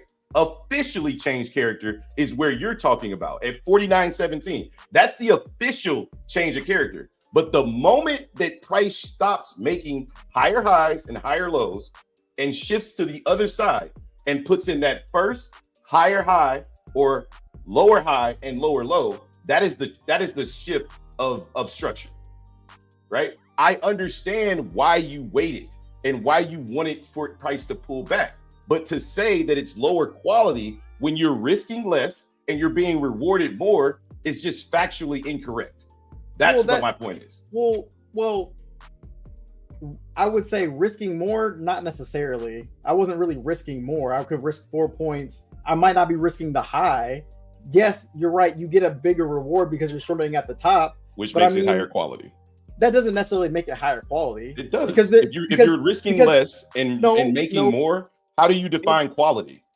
My Zella score would be higher than yours. That's a higher quality score, higher quality trade. Well, not necessarily, because where I was risking, I also had this. I have an invalidation point. So for me, that's still high quality because my invalidation was still like the trade for me was invalidated if we really broke over 48. If we broke above my 4 point mark, which would have been up here at like 48.21, 48.22. which is still breaking highs. But that's like, obviously you could look to get short again up at the top and create an even higher low, but that's not what happened. So it's like, I don't know. I feel like we're arguing tomatoes here. I, again, view the change of character and what I really cared about was being down at 48 or 49.18. We broke that. We came up and retested it. We failed and we went lower.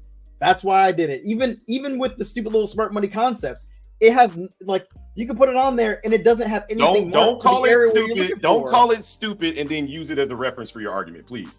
That's stupid in itself. I'm just saying, in my opinion, like I think it's really, like, again, it's a real Justin thing to do, to say this stupid little smart money concept, but because it agrees with me, it's not stupid right now. No, what I said was most of the time when I'm looking at the market structure, because I'm telling you the change of character happens. I told you that. I said, Justin, we agree that the official change of character happens at the consolidation break. That's what I said. I said, but the higher quality trade is when the market officially shifts character. To me, the character of the market is an uptrend, a downtrend, or trading sideways. That's character. That's how I identify character, right? The market is either in an uptrend, creating higher highs and higher lows, right? Or the market's in a downtrend, creating lower highs and lower lows. The market's trading sideways when it's just trading sideways. When the market stops making higher highs and higher lows, and it shifts to making a lower high, well, first it'll make a lower low in an uptrend. It'll make a lower low, which in the uptrend is considered a higher low. But the next time it comes up and doesn't make a higher high, right? When the market doesn't make a higher high, right? It officially should come down and put in a lower low. That's all I'm saying. But that's not necessarily true though, because the market's not perfect. Let's say it failed, it came back down to the change of character, and then it bounces just to go higher and puts in a double bottom. Then your risk is only 1 point as opposed to 4, because my risk is that's why I say it's a higher quality trade setup. But I wouldn't have been in that trade, number one, or number two. I would still be the risk could still be the same depending on where I got in. Because I'm still playing the trade that you took down at the bottom. We could have came all the way back through 21 and invalidated your trade idea. But until we broke above 23, the trade is still valid. That's what I'm saying. So you lower your risk at the top by 1 point, right? You say I'm only risking 1 or 2 points because the swing high is at the top. What I'm defining as the swing high is at the top. That's 2 points of risk. My reward is down at 48. What were we targeting? 48.06 or whatever it was. But we never got down there. But by the time we got to 48.10, we'd be up 16 points on a 2 or a 1 to 8, something like that, risk to reward. Vices getting down at 49.17, 49.19, trying to get to 48.06, 48.17, risking 4 points, right? Now your risk to reward is only 3-1. You increase your risk to reward, which makes it a higher quality trade. Yeah. What I would say is that, in my opinion, it's actually lower quality to take that short than to take the short after the change of character, and then that's not what you said last night. When we were, I said that's not what you said last night. But because the context is different. Again, is it different? Is it lower quality to take the short because it's at all-time high, or is it lower quality to take the? But you've argued this point with me even when we weren't at all-time highs, right? Because you're not arguing the all-time high point. You. This is the first time I've heard you even mention all-time high. I've been mentioning all-time highs this entire time. I'm talking about in regards to break of structure, change of character that we're discussing. I said take the all-time high out of it and let's just talk about this area. Why wouldn't you take this trade? But you can't. The same trade that you talked about yesterday. But you can't take that out the conversation when that's not the truth, because we're at all-time highs. That has to play a part. From this area, the market put in a lower high and it sold off 14 points, right? 15 points. What's the difference between that and any other trade you would take? The difference is that we're at all-time highs. That's the difference. That is the major difference. The difference is that we're in an uptrend. We're at all-time highs, and in this case, all right. So no more shorts. No more shorts without some type of structure because we're at all-time highs. Yes. That's what I've been doing. I'm not taking shorts unless I get some type of structure. I'm not shorting the market at all-time highs. I'm not going to be a first seller. It's not being a first seller. It's selling at structure, right? What you define as structure is different. You literally just sold at structure, which means that theoretically you were a first seller. But right? I wasn't. You sold. Oh, okay. All right. In the grand scheme of things, if you look at this hour chart, you were 100% a first seller. You were 100% a first seller. I wasn't, because I didn't short at the high. I let price fail to move up, and then we shorted. After structure after we had a change of character and the upside structure had broken. All right, you got it, man. Whatever you say. Like I said, I will just wait until the time when you short this market. I would look at you. I'll be like, all right. So now what's the reason? Well, we're not at all-time highs again. Like, first of all, we're not even at all-time highs on ES. We're not. Yeah, I'm not playing the ES all-time high game. I told you guys, I've said multiple times, SPY is at all-time highs. Most people are trading, they correlate to each other. So SPY is at all-time highs. They're in price discovery mode. So they're going to be acting like price discovery mode. It's the same thing with NQ. But ES will still react. The futures market will still react to levels that the SPY will also react to. But there's no levels. It's at all-time highs. Levels. Did you not just hear me? Like, can you just listen to what I'm saying? I literally just said ES, the futures market, is not at all-time highs. Did you hear me say that? Depends on how you have your chart, but sure. You know this. You know what I'm talking about. Because you know the difference between the two. Because if B adjustment was, it would be different if you've never used B adjustment before, but you always use B adjustment. You're just deciding because you heard it from some Discord member. Oh, you know what? You know what? I'm not going to use B adjustment anymore. I am using B adjustment, but I'm taking into consideration the fact that everything else is at all-time highs. You're not going to use B adjustment anymore. I am using B adjustment, but also understanding that the entire stock market is at above or rallying to all-time highs. You have to take that into consideration. Yes, and I am taking into consideration. That's why I was looking to short the market at 49.15, because I'm also taking in consideration where the futures market is with B adjustment on, right? At 49.15, I expected a rejection. Why? Because with B adjustment on, there are levels there, right? Just like Micaiah is saying, people use the Mag 7 because it still has levels to trade off of, right? Where you're looking for context, the context is staring you right in the face. You're just saying, well, I'm not going to use that. I'm going to use the SPY. It was like, well, you were looking for context. You were looking for areas where price has rejected previously. But when I'm telling you where to find those levels, I don't like that. So I'm not going to use it. All right, well, you can't knock me for still having context. I still have context. Okay, and you still had it all the way up until about a month ago when you decided randomly one day, I'm not going to use B adjustment anymore because Dylan and Carmine aren't using B adjustment anymore. So now I'm not using it. Dylan actually does use B adjustment, but yeah, but you told me he wasn't. You told me Carmine wasn't using it anymore, so you're not going to use it. Yeah, he took it off. He makes a great point. I was like, okay, so now we're just going to eliminate everything that we've learned. No, what I said was I'm going to use them both to see what happens because it's new territory. With B adjustment off, SPY with ES was above all-time highs. So I was like, let me just see what happens. And I've been using both. Although I'm taking, you haven't been using both because you literally said you don't have any context. If you were using both, then you would literally say at least one time, you would acknowledge the fact that ES futures market is not at all-time highs yet. But it depends on how you're looking at it. Even with the ES futures not on there, we're talking about B adjustment. I understand this. With B adjustment on, okay. I literally said you're not acknowledging the fact that with B adjustment on, this is not a way to look at this. B adjustment on, B adjustment off. With it off, we're above all-time highs. With so are you shorting this right now because we just made a lower high and we broke? This is a short right here, right? Yeah, I would short this. I would absolutely consider shorting the market. However, the area matters. Are we at my supply zone? No. I would look to short this at 49.35, Justin. Why are you trying to be a dick and act like you don't know how I trade? You know damn well I wouldn't short every single time sellers come into the market. Area matters. If the market is at a supply zone area, which it was in this situation, right? I would look to short this because of the area. Sellers are obviously weak. You see this because you understand that buyers at the high are weak, right? You understand that, right? And then you understand that right here, this is where sellers have come into the market, right? The only thing that would stop me from shorting this if I just had the book map would be the fact that there's no trap buyers up here.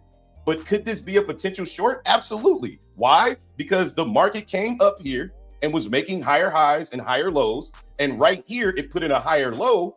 But let's see what the market does. If it can't get above this area, you damn right I'm looking to short that if it's in my area. Okay.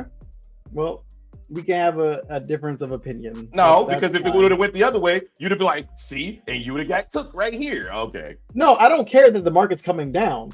Again, I just want brand new structure before I short. That's all I'm saying. Okay. If the market wants to sell off strong when here, the market, and then come back up and retest when the market comes back down to its lows, right? And you're looking for an opportunity to get in. I use the same logic, right? Like when the market comes down to its lows, this is a liquidity sweep. That's it. I'm looking at this as an exhaustive move from the market, right? And I want to see what the market does here. When we come back up here, this is where I'm looking to take the short. Why? That's the same thing I would be looking for too. And all I'm looking for is new structure. But we're at all-time high because we're at all-time highs. But you look for it again. We're not at all-time highs. We are. The futures market is again. What I would look. The reason why I would look for this, all-time highs doesn't factor into it. That's what I was saying. The psychological thought of we're at all-time highs doesn't factor in for me. Today is Thursday or whatever the freaking Wednesday, January 24th, and it's a trading day. All-time highs doesn't factor into that opinion. Does it mean that price could potentially go higher and higher? Yes. Does it mean, if that's the case, check this out. If the market's super bullish, you should never factor in shorts. That's what you're telling me right now. The market is super bullish. That's not what I'm. That's the not market. What I'm saying. The market is super bullish because of all-time highs. It's a fundamental catalyst. Because we're at all-time highs, the market is super bullish, right? But the framework of the conversation is that the market is super bullish. Therefore, I should never look to short the market because the market is super bullish, which I actually wouldn't disagree with that. I'd say, yeah, you'd probably be better off longing the market because we're in a very strong uptrend. But the person that is literally the reversal trader that literally likes to do the opposite of the market all the time doesn't want to practice or doesn't want to look at this opportunity of getting in at the high. You would rather try to get in lower on a pullback lower. That to me, and it's not because of structure. You're saying it's because of all-time highs.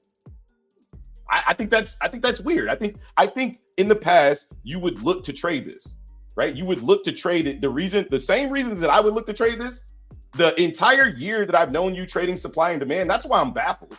The entire year that I've known you and seen how you trade, you would 1000% look to trade this way.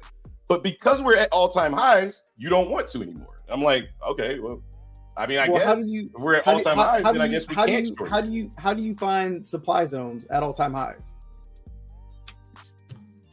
Like, I genuinely feel like you just don't listen to me at all. In this I'm asking a situation, question. I use ES futures market with B adjustment on. There's still levels up there because we're not at all-time highs. Once we get above 5,028, then yeah, I agree with you. At that point, man, I don't know what the heck we're gonna do. We wait for structure to break. We wait for more context. That I agree with. We do not disagree there. On NQ, it's hard to short NQ right now because everywhere, that's why I rang the bell, everywhere on NQ, no matter what chart you look at, there are no more levels.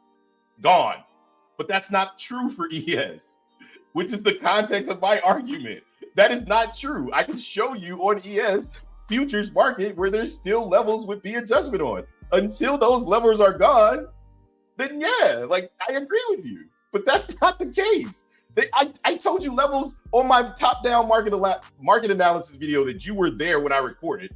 I showed you the levels. I know where the levels are. So why are we acting like you don't know this information? No, but like I said, when you that's why I'm saying that's why this conversation is difficult, because if you're looking at B adjacent or adjustment off, if you're factoring the fact that ES, or not ES, but SPY is at all-time highs and there's nothing above SPY, and you act like people aren't trading SPY, which they are, they look the exact same. I find it's a different context. I find it laughable that the person that for the entire time I've been trading with you, this is comical, and the people in YouTube don't know this, right? But I find it laughable that the person that the entire time I've been trading and learning supply and demand with has literally told me from day one, I don't pay attention to the S&P 500. I use ES to chart and I trade. If I'm let me finish.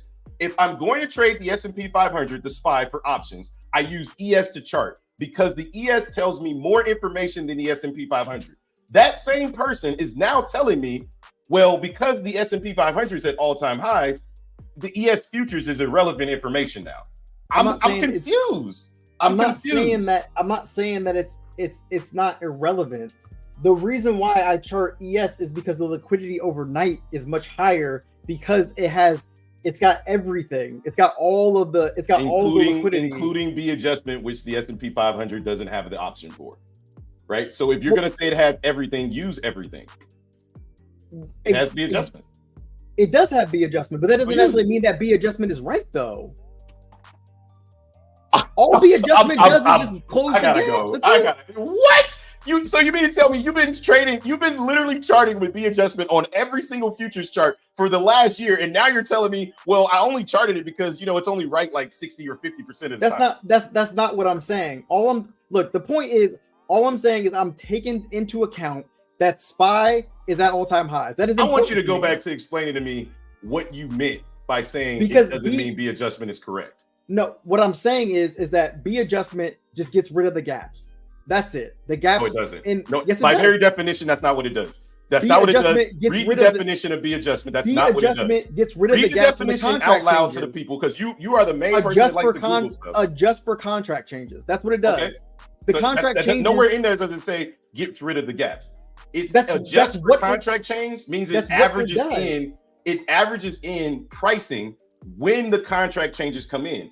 Without B adjustment, you're getting raw price action with a big gap, right? But what B adjustment does is, again, context matters. The gap that it's filling in, it also averages in so that it gives you the true price.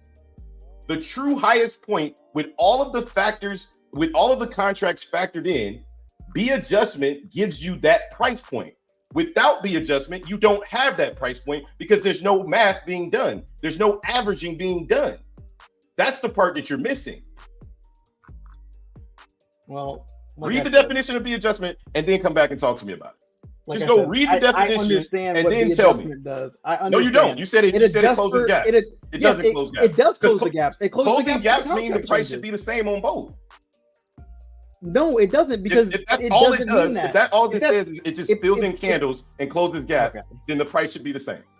That's all it does. That's not true though. So explain to me closing gaps. I just told it the closing of the gaps adjusts for the contract changes so that there's no gap there between the contract change. What does adjustment mean to you? What is, in the context of this conversation, what does adjustment mean to you? Jeff, you walked into Lord. We're over here arguing about what does adjustment mean to you? What does adjustment mean to you in the context of the adjustment? It's closing the gaps to adjust for the contract changes. What does the word adjust mean to you? Because I got a word that it means to me, but what does it mean to you? Adjust means change. How do you change? By closing the fucking gaps of the contracts. How do you close the gaps? It adjusts. Whatever you said. It's gonna average the change, I guess, but it doesn't matter. If it averages the change and it calculates the change, and the calculation comes up when you do a calculation, you come up to a solution. If the calculation that was put in, the solution is that we have to price higher would be adjustment, then it's not just closing the gaps. It's calculating for the gaps, averaging them in, which gives you a higher number on ES and NQ. If you turn it off, then that eliminates that equation, correct? If you eliminate that equation, then that means that there's some information that's missing. It doesn't mean you need that information. It just means that some information is missing. And I choose to trade where all of the information is there with B adjustment on. You choose to trade with missing information with it off, matching the S&P 500, which is fine. That's preference. I'm not missing information. You are. Just explain why you are missing information. You are. I'm not missing information. You personally aren't missing information, but that chart is missing information if you turn it B adjustment off. There's context. The whole point of this argument is about all-time highs and context, levels, right? Context meaning levels, right? We're looking for levels to play off of. You cannot get those levels if you turn B adjustment on, or you are only looking at the S&P 500. That's missing information. Well, I guess only time will tell. We'll see. Well, I've already proven it to you. If I may, I'll share my chart, right? And I'll show you exactly what I'm talking about, right? Because the context matters here, right? And I think it's important if you really want to define the argument, you have to define the argument with factual statements and factual information. I'll show you the difference between the two. I'm not going to just give you falsehoods with nothing to back it up. My opinion, I'm going to give you facts with things that I see, right? This level right here, without B adjustment on, I'll take you all the way back to the 4-hour chart, right? At 49.14, January 5th, 2022, okay? Let's go all the way back to this gray area right here. So you don't think I'm crazy, okay? With B adjustment on, you see this level, right? We see this as resistance, right? We tapped this area once. We tapped it again over here. I liked all of this area, right? So I said, okay, I'm going to mark this area as resistance. I don't think it's supply, but I do like that we use it as support before. Therefore, it will become resistance later, right? All of these wicks were supporting this area, which means it'll react as resistance, all right? Now, if we turn B adjustment off, right, and we go back to that same area, notice how that area is blank. There's nothing there. Exactly. Because all-time highs are down 200 points from here, right? 100 or 200 points from here, right? This context is missing if you turn B adjustment off. That's the information that I'm talking about. But if I turn it on, once again, the reason why I said I wouldn't short at that level, but it could be an opportunity, is because we haven't come to the supply zone yet. Because on the 4-hour, this is the last supply zone that I've talked about in my top-down market analysis, right? It's not the last one for ES, but it's the closest one to price, right? Because on ES, all-time highs is this red line. For me, with B adjustment on, context, 5,028. You may not look for shorts at 49.35, but I will, because I think that that's an area where price has reacted to if we are calculating for contract change, right? The next place I'll be looking to short is right here. This entire order block is important to me, right? The same way I've been charting all year long is not going to change just because we're at all-time highs. I'm not going to shift my entire thought process of thinking just because we're at all-time highs. I'm going to ride the boat, do the same thing I've been doing all year long, stay 10 toes down on everything that I've been doing and you have been doing, this entire time until we get above the official all-time high. I don't understand when that changed for you. It's just weird to me that like it changes. Like it's like sometimes you flip you flip-flop on the way that you look at things just because somebody tells you something. And I just be like, bro, we've been doing this all year. Like, I'm not flip-flopping on the way I'm looking at things. I'm part of my thesis is based off what somebody else said.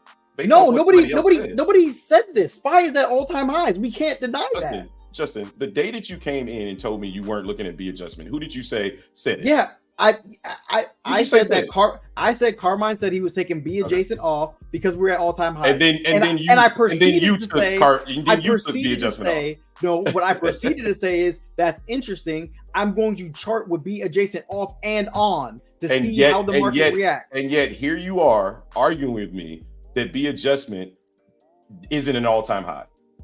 Yet here you are flip-flopping. That's what I'm talking about. How is that a flip-flop? Okay, if you, I can't explain it to you. If you don't see that as a flip-flop, I can't explain it to you. I don't know. I said that I was gonna look at both of them and see how they react. How is that a flip-flop? No, that day I literally you're looking at both of them, but you're telling me you have no context to short the market. So you can't be looking at both because you see these levels. I know you see these levels would be I don't trust those levels because exactly. Of the context. Exactly. So you're not using them both. You're not using them both then. Right? I still have the levels there. Geez. I just don't hold. They don't hold as much weight to me. That's all it is. Okay. I need to see more from the levels to play out for me to feel comfortable to short the market based off of what's going on in the market currently. Okay, that's what I need. I don't know why that's so bad. Like I don't understand why that. I didn't say it was bad. I don't know why my thought. I did not tell you. Your thought process. That's like the crazy never told you. I never told you that, Justin. It's low quality to short the market, right? At all-time highs. I never said that. I said that you need levels. You're the one that said it's low quality to short the market because we're at all-time highs. My original statement was I want to address the psychology of not shorting the market at all-time highs and why I think that there's still opportunity to be a seller, right? That's what I said. That's what I said. That's why we got here, right? That's how we got here. And our different opinion is that you're not taking into account all-time highs because you've got levels. That's the only difference. Yeah, but all right. So I don't understand. So how is it lower quality? Huh? So how is it lower quality? Because I'm factoring the fact that SPY is at all-time highs. So why did you short the market? Because we broke structure, like I told you. But we're at all-time highs. So now I'm not looking for shorts. But you did short the market. Because we broke structure. But we're at all-time highs. Wait, I don't understand. Like, I'm so confused on your logic. It's like we broke structure, but because I don't care. I don't care if we break structure. I look for shorts. Based off your logic, you shouldn't care about a break of structure anymore because we're at all-time highs. That's it. Okay. We can't short the market because we're at all-time highs. We broke structure. You shorted the market, and the market came back up because hey, we're at all-time highs. Can't short the market. Look, and then how this comes in. Yeah, I just took shorts at 17,741 after that break and banked. Let's go, baby. Let's go. You can trade the market the same way every day, is my point. Right? Like, I don't care. The psychology of the market, yes, I understand we're at all-time highs, but it doesn't change the way I trade. I'm going to trade the market with my levels. I'm going to trade the market no matter what, and I'm not going to factor in all-time highs. And neither should anybody, in my opinion. That's fine. Like I said, you can, but the thing is that we nothing's new. We do this every day. At 60, but you didn't try to take the short at 63. You waited for the structure to break and the retest. 21. No, we got all the way up to 65. Are you talking about? I'm talking about Valdez trade. The market reversed at 65. Oh, okay. I'm not looking at NQ. You didn't take that trade. You waited for the structure to break, come back down on the higher low, and then you took it. That's fine. That's not being a first seller. How do you know how he trades though? He literally just said took shorts at 4-1 after the break and banked. How do you know he watched this entire trade setup? You don't know the context of how he took the trade. I'm not saying that what you did was incorrect. What I said, listen, Justin, not one time that I said that what you did was incorrect. What I said was I think it's incorrect to say that was the higher quality setup as opposed to getting in. Like the way I define quality, right, is by my risk to reward, right? I'm not saying that your risk to reward was bad. I think it was a good risk to reward. Hell, I took the same trade, right? But I'm just trading. Like, I don't care that we're on all-time highs. But high quality is subjective, though. It's subjective to what you feel is high quality. What's high quality to you might not be high quality to me, and that's okay. High quality changes for everybody. You can't be like, well, I feel like sometimes when I say, well, to me, that was high quality, you automatically think, well, you're shitting on how I feel about this being higher quality. I'm not saying that at all. What's high quality to you might not be high quality to Valdez, Micaiah, Jeff, or anybody. High quality is based off of the person, not based off of anything else, not based off of whether the trade works or not. So if high quality is based off the person, which I also agree with, then when you say something is lower quality and I say it's not, that's the end of the conversation, right? That's the end of the conversation. But that's never where the conversation ends. We have to go in and define. We have to go in and define what we define as quality. Therefore, we're having a conversation. We're having a debate on what we define as quality. Your debate is, I think it's higher quality to wait for structure to break, wait for the retest, and then put my risk to reward on. I don't disagree with that. I just think that it's higher quality because my risk to reward can be not only lower, but higher if I get in before your change of character comes. Yeah, and I said that, and that's fine. I don't have a problem with that. But I'm not basing that off all-time highs. I'm basing that off trading. And I think that's where the conversation started, right? I don't think that no matter when we are, right? No matter what time frame we are in, right? All-time highs, all-time lows, it doesn't matter. When I see that structure being broken and that higher low being, or that lower high being put in to reverse the trend, I'm looking to take that trade no matter what the situation is. That's the difference between our conversation. Yeah, and to me, that's a lower quality trade. To me, that's the trade where you could potentially get reversed on to go up higher, even if it's setting up to be the lower high. To me, that's the lower reversed quality. on when we change character down at the bottom. Your potential for being reversed on for getting in my opinion, a little bit later is higher because if we're going to enter an all-time high right there, insert all-time high right there. Because we're at all-time highs and we're so bullish, the potential for you being reversed on after you wait for change of character and a retest is higher. At that point, you might as well just wait to long the market. I think that's a higher situation. Because basically you're saying the same argument you're giving for us being at all-time highs and not shorting the market, you're contradicting that argument by saying, well, I want to wait for a change of character when the market will be most likely ready to reverse because we're at all-time highs. If that's the case, just play the uptrend. No, that's not true because the change of character is signifying the reversal. Until it changes character, the market because the market changed character. The market changed character, but yet we still reverse to the upside. Yeah, we did because the market, the overall trend is up. Yes, right? agreed. So if that's the case, that happens whether we're at all-time highs or it's freaking Monday. Like, it doesn't matter. There's no difference in this price action that we're seeing right now at all-time highs than there is in the price action that when we're not all-time highs. That's my point. There's no difference. When the market makes a new high, it comes back and resets the low. The only difference is the continuation for the sell in the counter direction. The continuation for the seller is going to be much lower because of the fact the market wants to continue to push. But the rules are still applying. There's no rules that change. Not 1,000% because it's a lower quality to short at the high because there's no supply up there. It's lower quality to short at the high because the market is in an uptrend. But it's like not. That's the reason why it's lower quality. Like it's always going to be lower quality to reverse the trend because the trend hasn't been broken to the downside. I agree. I agree with that, but also with the extra added context that there is no true supply above your head because there's nowhere where institutions have gotten in yet. Is this your homie that be commenting on your videos? No, I don't know who Chicago Sean is. I just look at it like your hood. Yeah, shout out Chi-Town, Southside 115, Indiana. You already know, right down from the train tracks across the street from the Chicago Police Department. Let's go. They represent exactly where they're from. Yeah, and they gotta say the train tracks. If you don't say the train tracks, then you just don't know. You don't know nothing. All right, Nikki's gyros in the building, Heroes chicken. You know what I'm saying? You say that love all wrong. that. It's euros. It's not gyros. It's euros. I'm sorry. Did you live in Chicago? No, Okay. but I still know it's so now, euros. now you're gonna tell me my city is. I'm saying it wrong in my city. Yes. All right, whatever. Look, my point is that when we're in an uptrend, it's always going to be lower quality to short the highs, right? Like in my opinion, because we don't know how far the market's going to come down on a higher time frame. The market could just be literally getting ready to push back up. The reason why I say there's no difference between this and any other day is because the market's doing the same thing, right? But There's no difference. The same thing.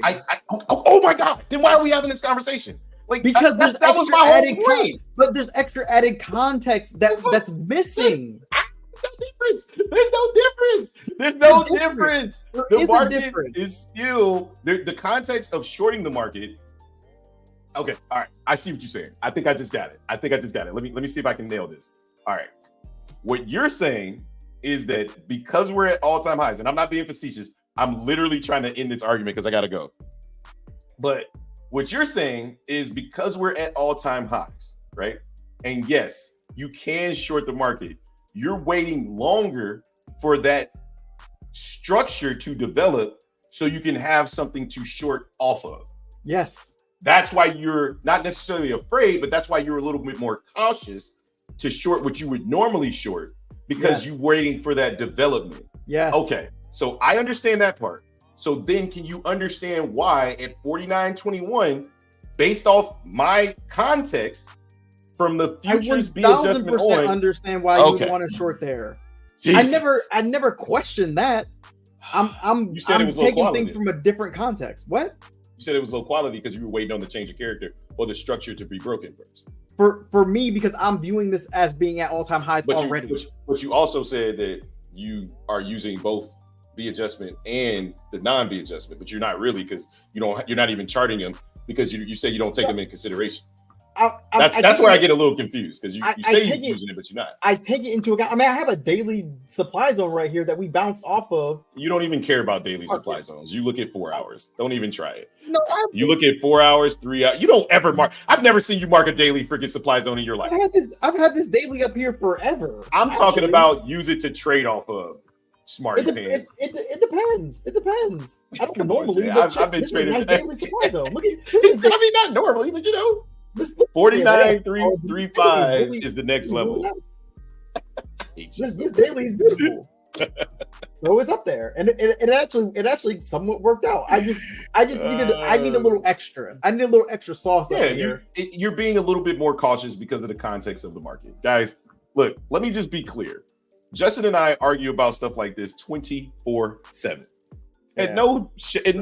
form am I being serious, right? Like I know and understand Justin, but I know that, you know what? Sometimes people like a little bit of banter on the channel. So I hope you guys enjoyed the banter. It's fun. It's annoying. We'll probably continue the conversation later so I can piss him off, right? But it's fun. I like it. I enjoy it.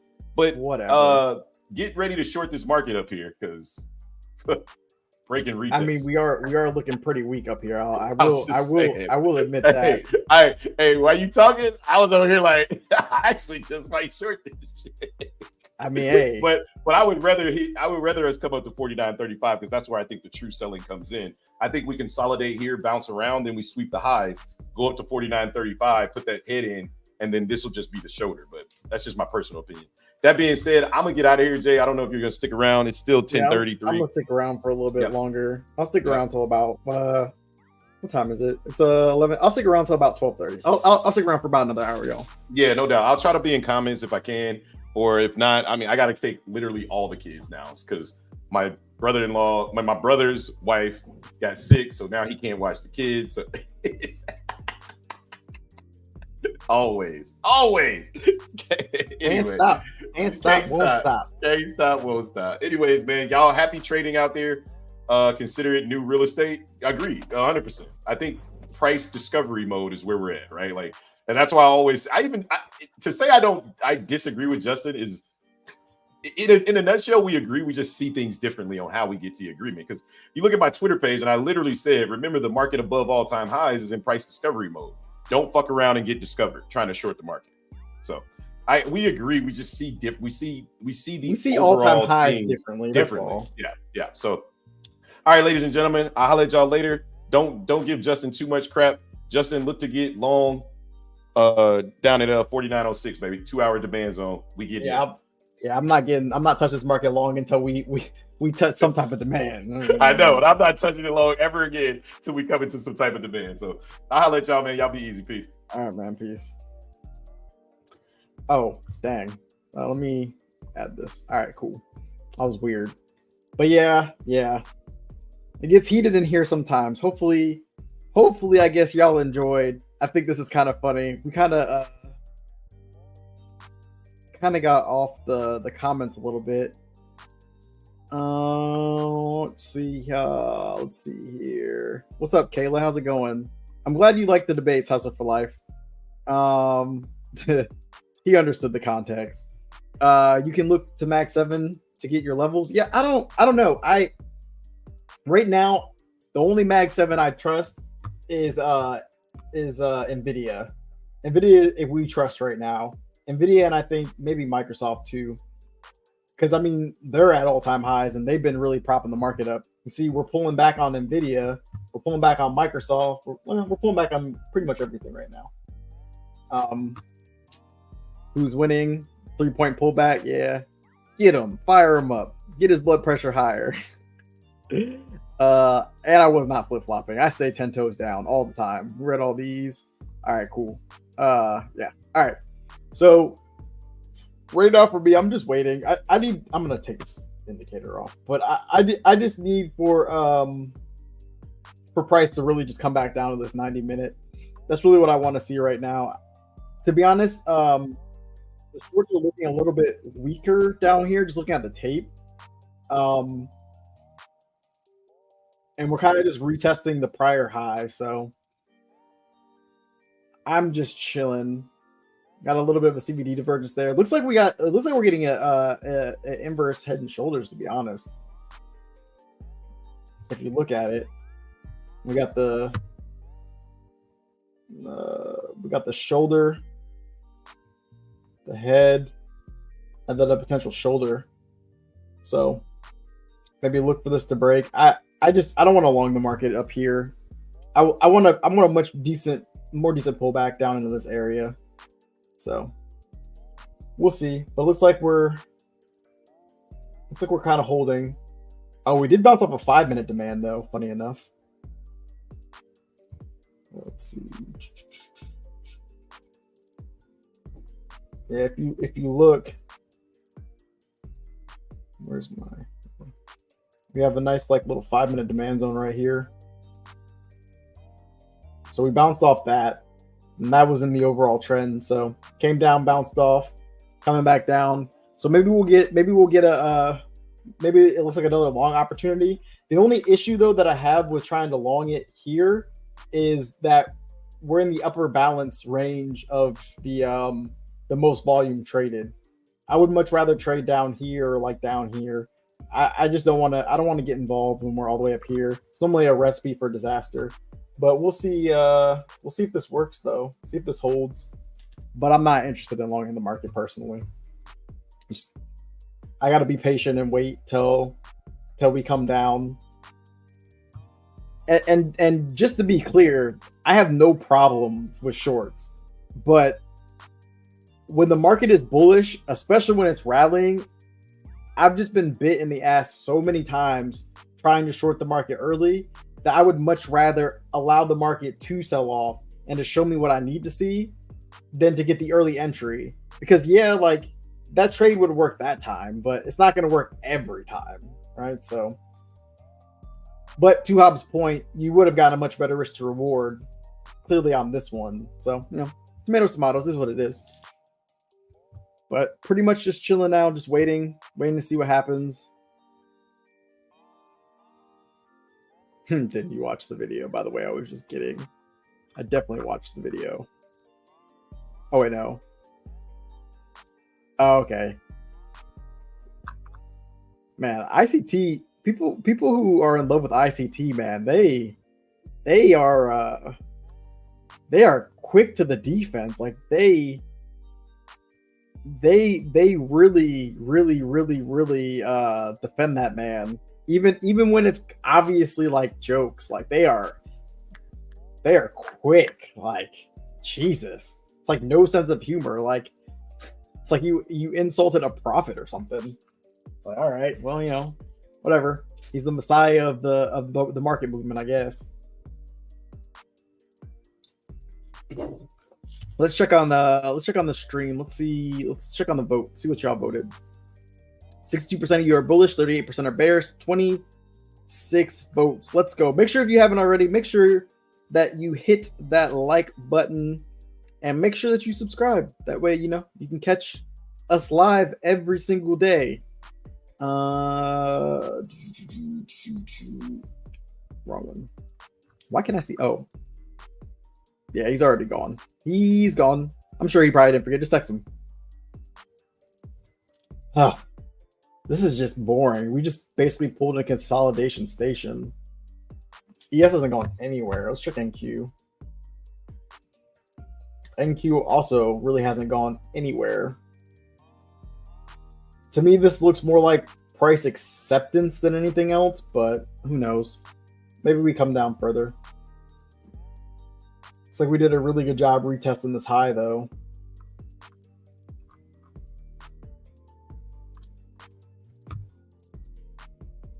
It looks like all the stocks want to come back up as well. But VIX is trying to rally, so that's kind of interesting. Let's change these. Oh, is VIX at 0% right now? Oh yeah, VIX is completely neutral right now for the change. That's also kind of interesting.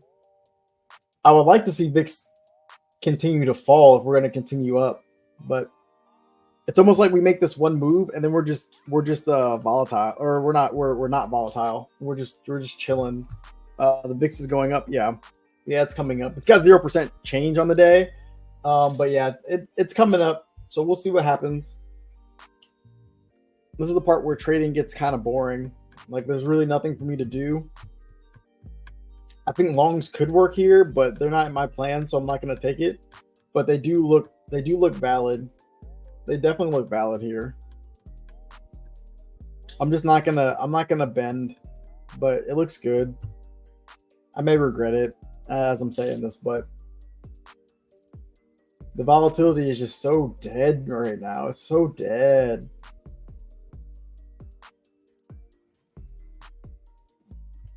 Let's check ES on 5 minute. Yeah. ES is doing, or SPY's doing the same thing.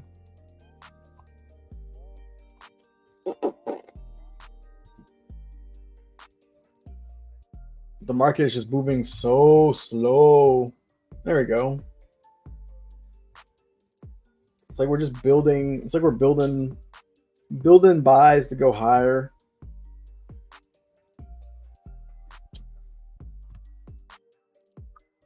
Moving slowly. Oh my god. NQ 1 minute change of character. Let's look.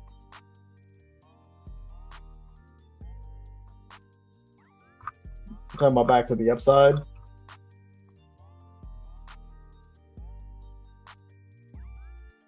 Yeah, no, this looks like it might fail though. At least on ES, there's like a lack of buying follow through up here, and that's the other thing that you have to worry about, and why you don't want to long it up at the all-time highs. Not to say that this is it, because this is a retest, but yeah, it has to break through. Yeah, if you look at I'm gonna look at the tape real fast. This is something I've been trying to work on too. Not that I would short this because I wouldn't, but if you look at the tape, you see how small these green bubbles are at the top? That's showing me that there's a lack of buying going on up here, right? So even we're coming down, but somebody's absorbing price at the low. And then at the top, there's an exhaustion going on where buyers don't want to buy up here. Like for whatever reason, the big players in the market don't see this as being fair value, right? Because they don't want to buy. But there's somebody who's also passively buying the market down here from a seller. So in my opinion, I would say that probably shorting the market is going to be higher quality based off of the current information that I have.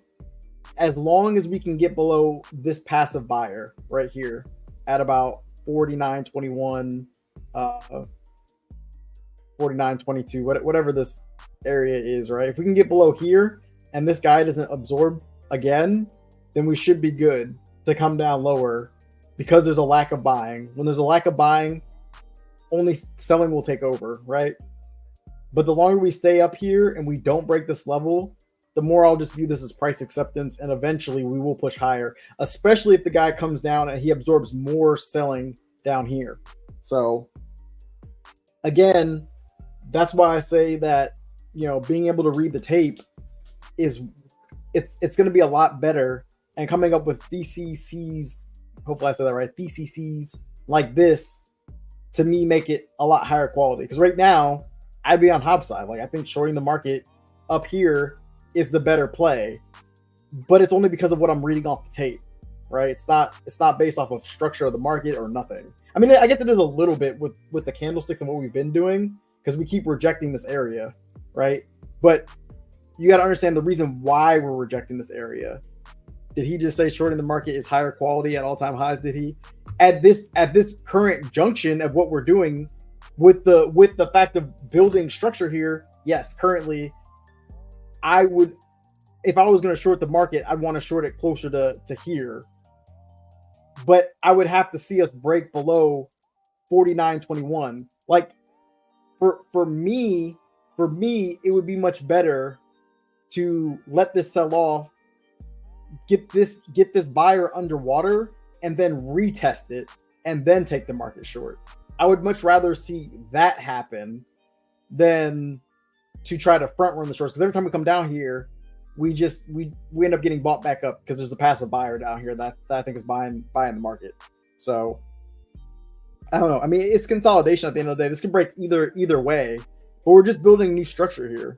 So this could be price acceptance. We could be basing here to go higher. I don't know. But yeah, I mean, I just wouldn't take the trade, like, in all honesty. Not unless we can break below what I say, 49.21, 49.22. It looks like is really where this liquidity is sitting. So that's what I would say. And the CVD is diverging massively. So somebody is really trying to sell the market off right now. I mean, look, we made a low, this low, made a new low, this low. It got lower than this low, but it didn't get lower than this low, and it's still selling. So somebody's really trying to sell the market down, and somebody's passively buying it. So, you know, we have passive buying at the low, but we have no aggressive buying at the high, no follow through. So that's why I say that I think that this is a price acceptance more than anything. I think somebody may be loading into the position, and then I would get in long if I start to see the buying come in. So the short for me would have been 48 or 49, 28, 50.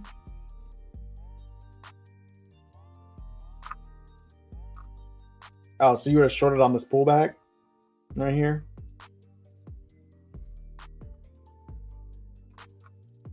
Yeah. Well, we also have a 5-minute demand zone as well. There's actually a really nice 5-minute demand zone that I think might end up working out, actually. This would have been your special, Hobbs. This 5-minute demand zone right here.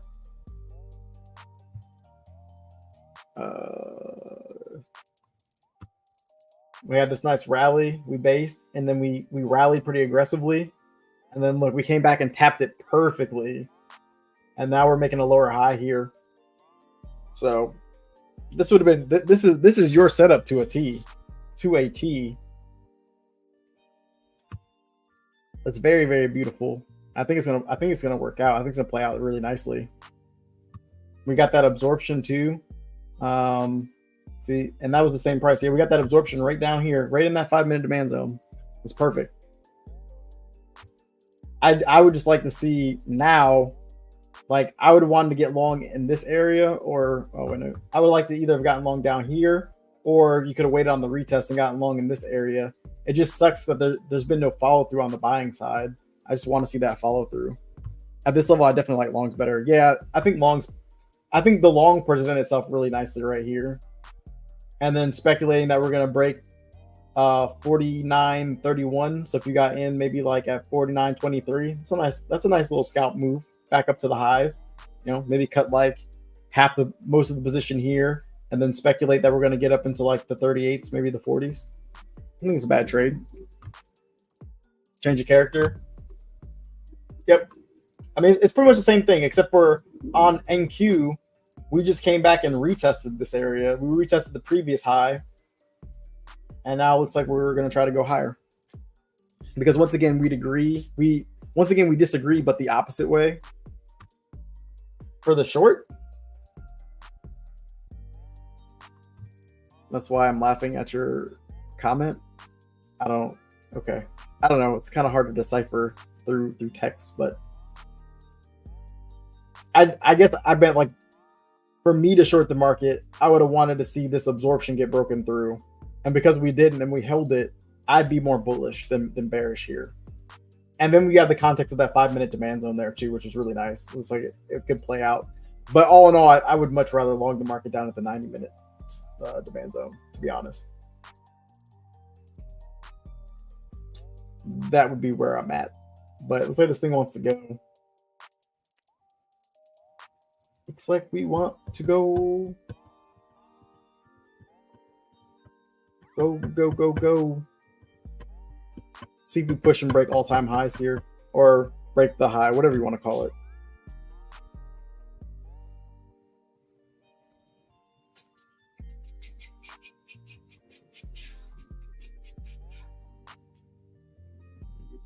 Let's go. He said false.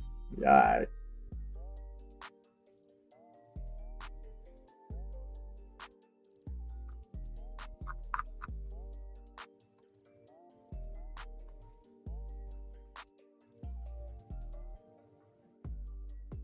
Because you skipped my previous comment that said I would look for. No, I saw that comment. I saw the comment that said that you would look that this level I'd definitely like the longs better. I definitely read that. Yeah, no, I definitely read that comment because I agreed with you, and that's why I showed you the 5-minute demand zone that we made. It looks like it's playing out perfectly. Oh, let me change this to 1 minute. It looks like if we can break above 48.27, then we should be good to retest 31. I think a lot of times what gets me is when we have this reject like 3 times. I'll be like, oh, on the next time it's gonna short. But really looking at this, this reject should have broken this low, and when it didn't break this low, the longs were good. Would be theoretically good to go. And we should break this high, this whole area, which it looks like we're going to. Okay, I'm delayed, my bad. Oh, you're good. Yeah, no, I like longs here too, and I think they're gonna play out.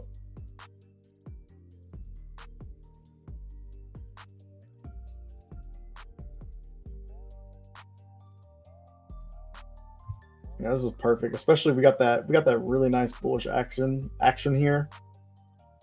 That was perfect. Even if you took it from the wick to the body, to the wick to wick, it still would have worked out really nicely. The only thing that sucks is you might have got faked out with this right here. But I mean, even then though, I only went up 3. If you'd have had 4-point stop, you'd have been just fine. You would have been stopped out anyway.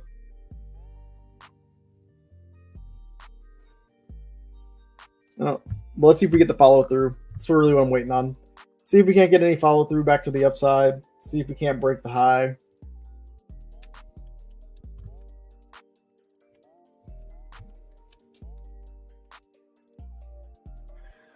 Ooh, good lordy. Let's check NQ. Yeah, NQ pushing.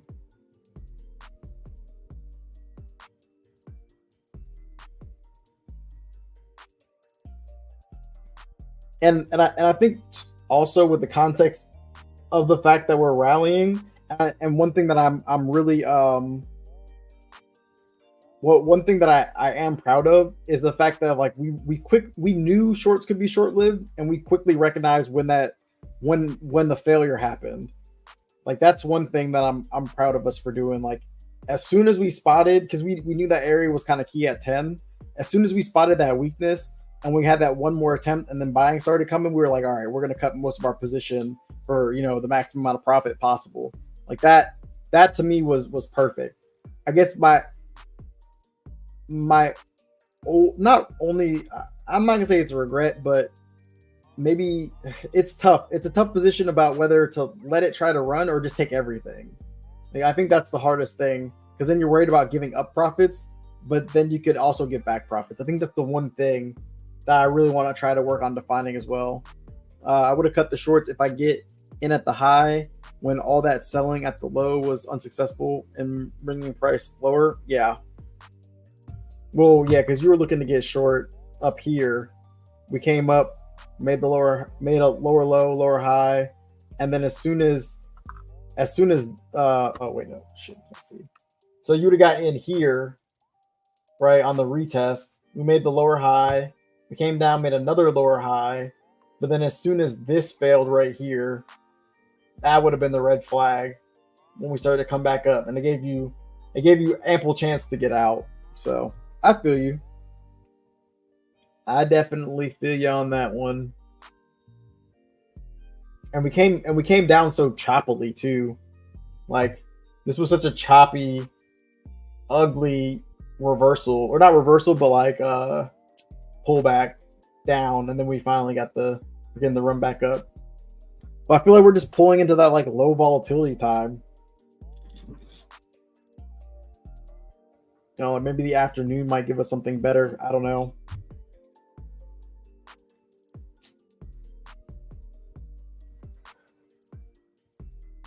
Hit my second wind. Yeah, I think taking it all and potentially re-entering is where I'm at. Oh, yeah.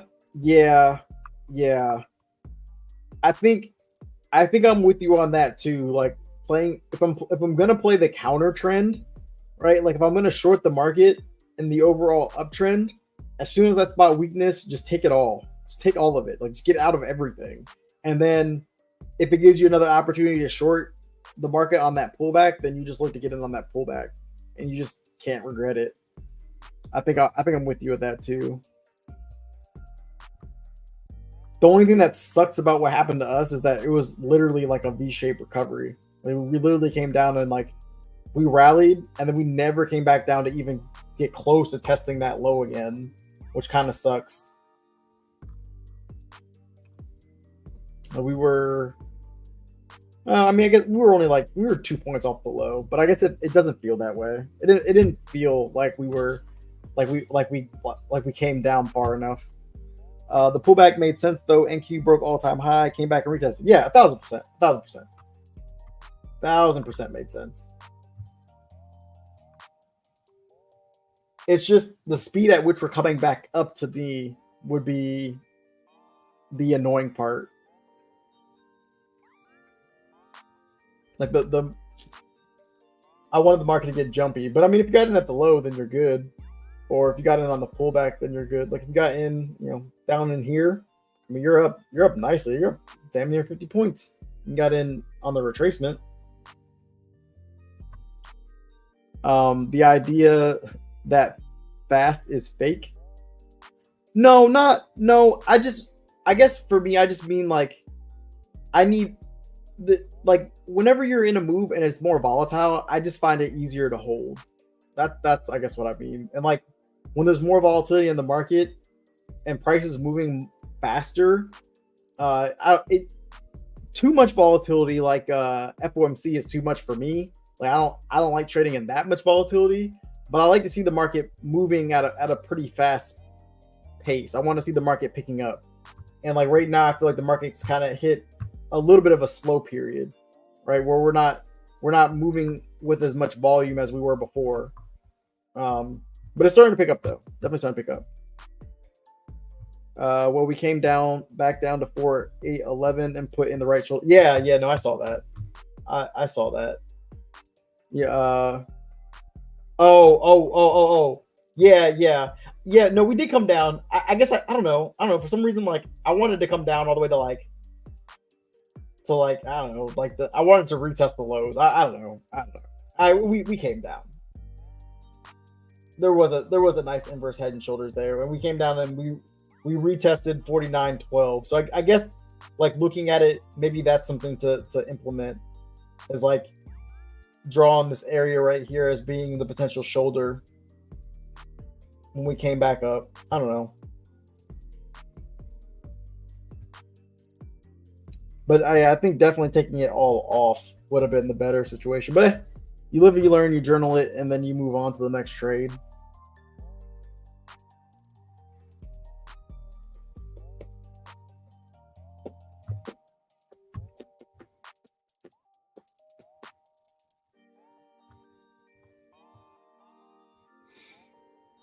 Going to be really interesting to see what happens here. And Micaiah, especially like when you're up at the highs and you're going to like break a high, you want to see the market speed up. You want to see the tape speed up. You want to see the volume be increasing as we're getting closer. So that way it's more of like a true break. You're long from 707. Yeah, that's a great long. That's a great long. I mean, damn, that's an amazing long right there. And now I would just be looking for red flags at the highs, right? I would want to make sure that we break the high, or I would probably take some profit. I'd be looking to take something off.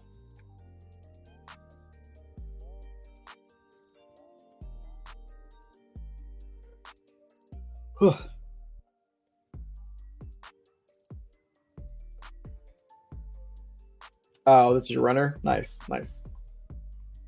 Watching closely. Yeah.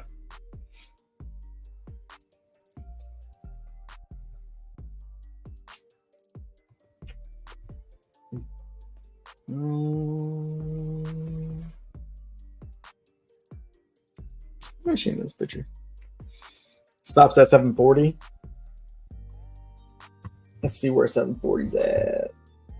Okay, so basically just the swing. Oh yeah, that's a good stop.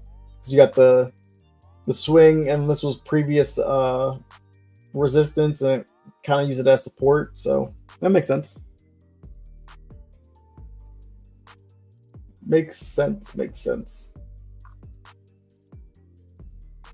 Yeah, from a CVD perspective, we came up here on really weak buying. So it wouldn't surprise me if we go and test lower prices.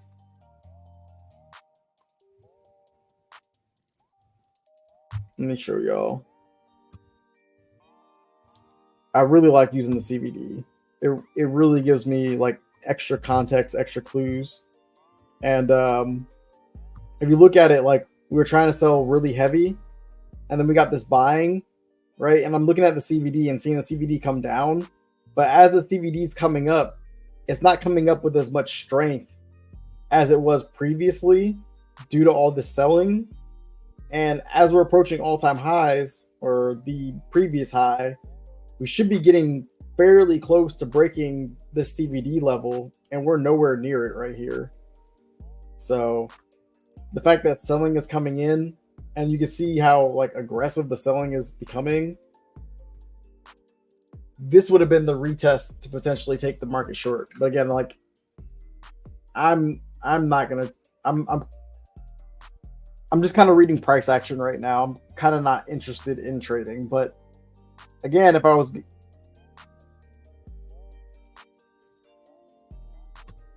a 5-minute demand or supply. Yeah.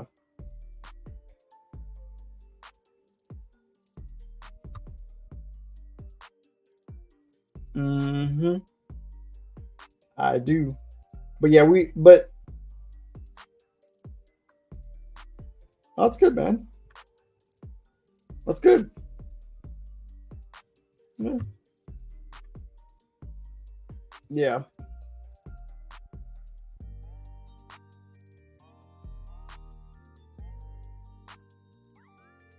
Oh yeah, you did catch the move when we were up the 15-minute trend line that you were talking about, or 15-second trend line.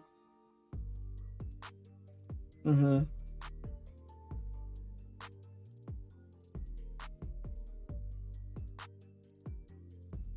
Uh-huh.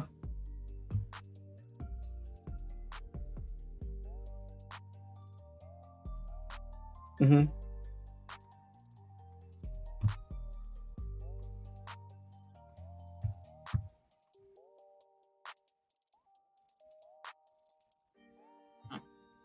Mm-hmm.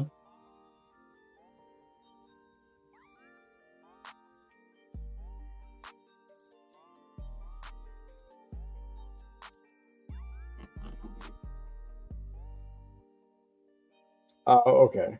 Yeah, that's a really good trade. NQ definitely had way more room to run than ES.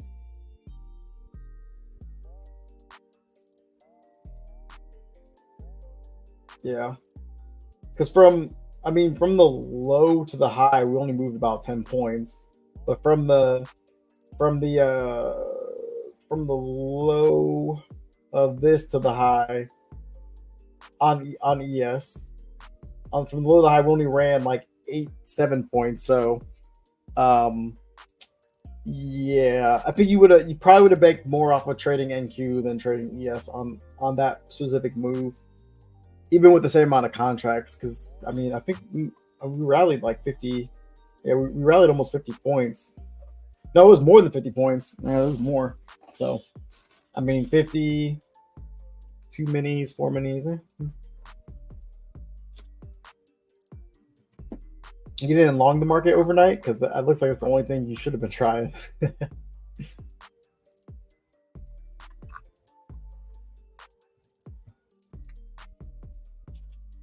Yeah. Whew.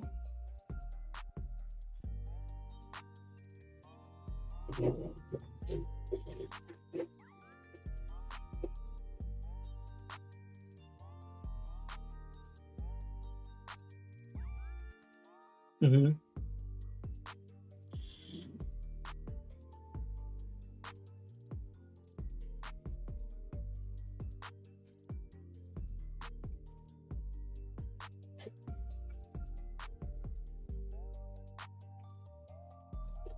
That's fine.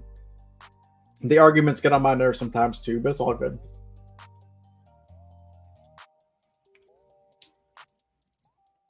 I mean, he knows that. I think he kept going. Well, I think he kept going because it was entertaining and the chat was also getting into it. So,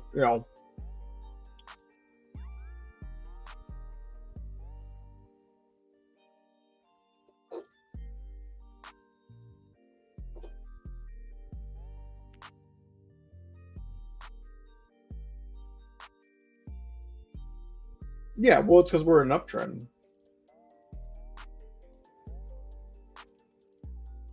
You have to take that into account.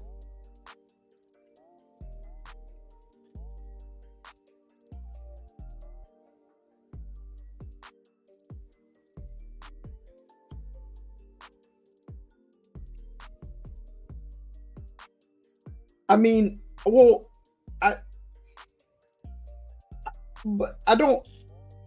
don't disagree with like not with completely X-naying shorts, right? Or and being overly bullish, because I did that. Like Monday, I said, okay, we've been bullish. I'm not taking shorts. I'm only taking longs.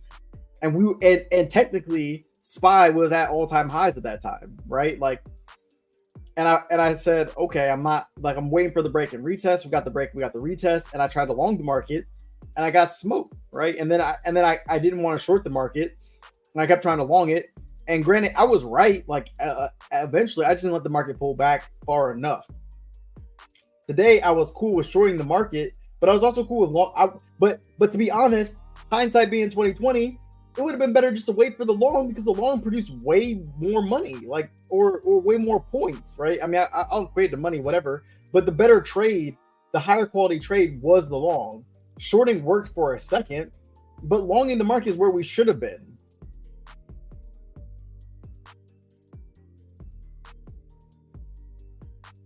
But you don't though. To take the long, you just have to wait for the pullback, and you have to understand that the selling is going to be short lived because we're in an uptrend. So like, I'll tell you, my plan.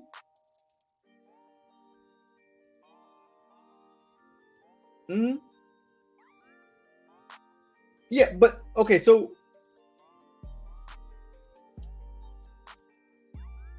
my plan was to short the market down to my demand zone, and I was going to flip my bias and go long. I mean, not right then and there, but I was going to get out of everything, and then I was going to look to go long.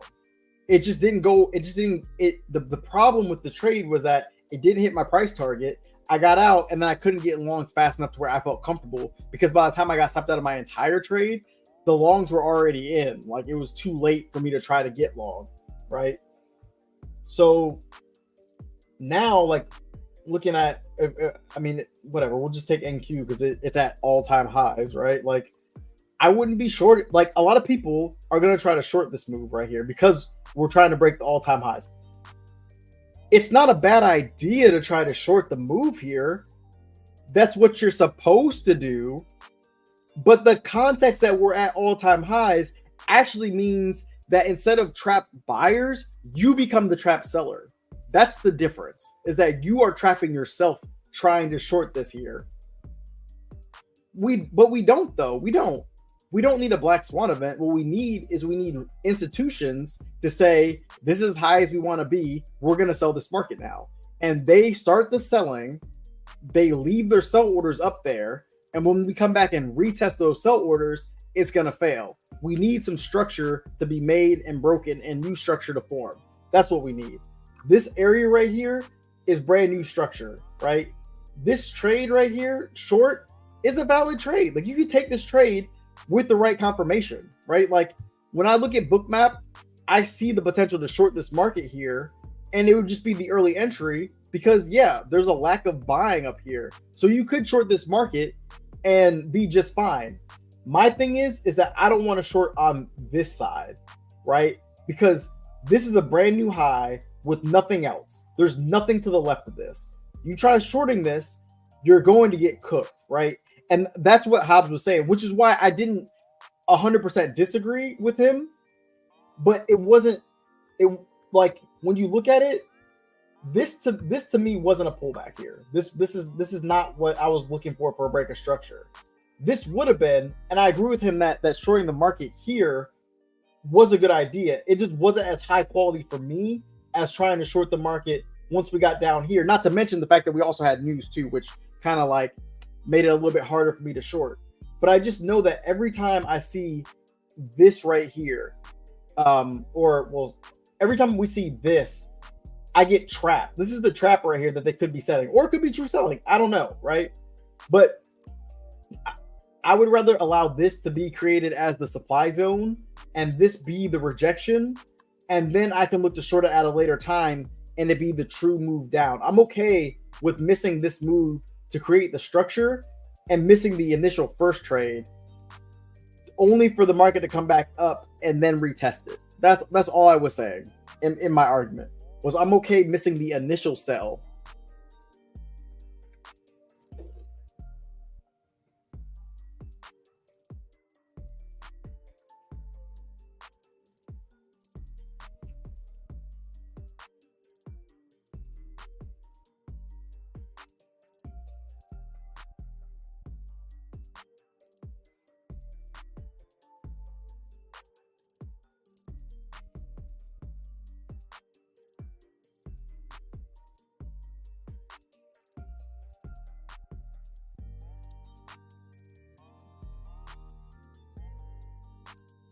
Yeah.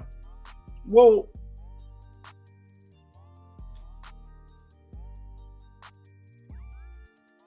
All right.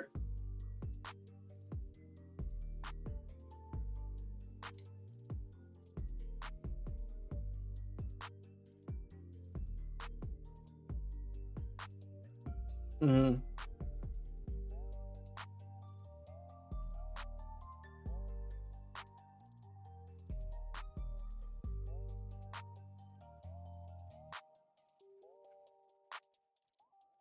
Are you talking about the longs that you took off of that 15-minute, or are you talking about the long you just took, or the 15-second?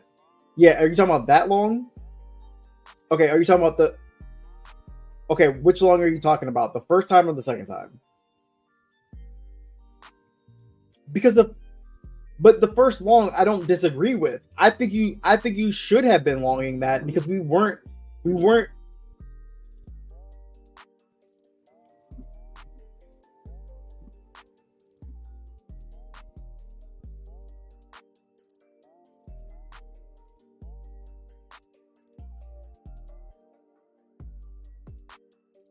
Yeah.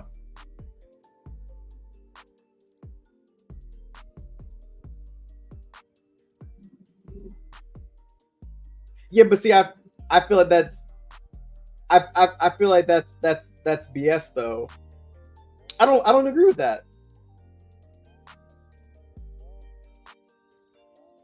But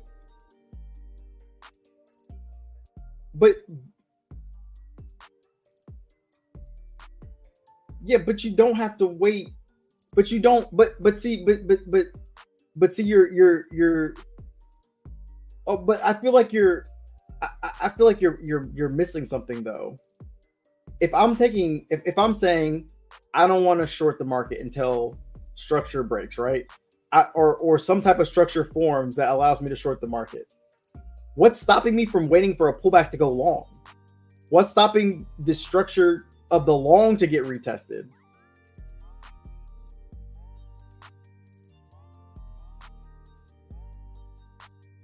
But you're not longing the highs if you're waiting for a pullback into structure to take the long. You're not longing the high at that point because you just did it.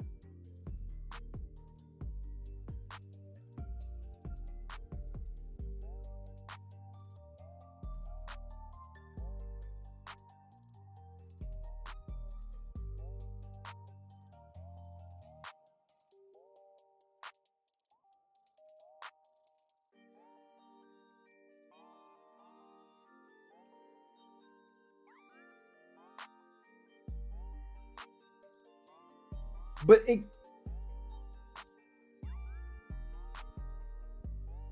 it could be the first lower high, but it's not. But it's not though. So in that case, the probability, not what, but the probability, but okay. If you think about market structure, right? Because that's what the whole craze is, right? If you think about market structure, if we make a low, right, and we're reversing, it's going to go back up and test the high. So even if it doesn't break the high and it creates a lower high, when you're going to get out for profit regardless.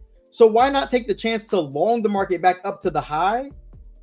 But you just did it. But you just did it and it worked.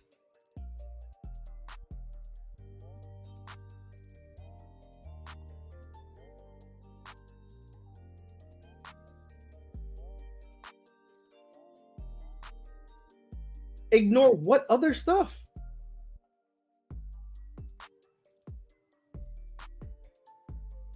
But okay.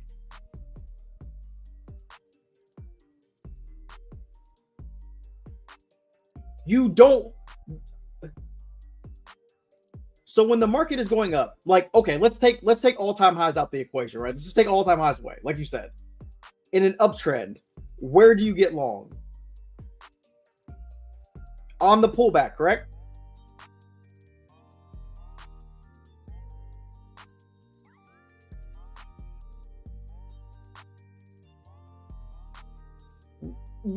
Yeah.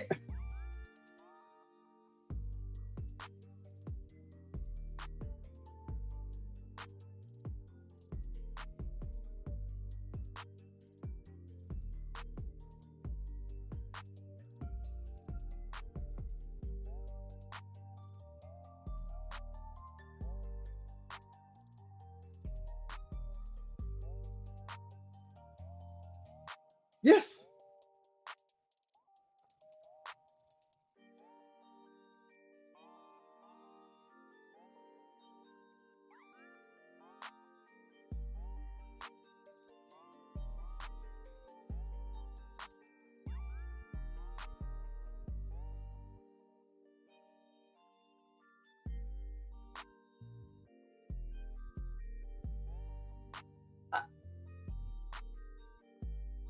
I I understand the context of what is it doing right now, but we're in an uptrend, right?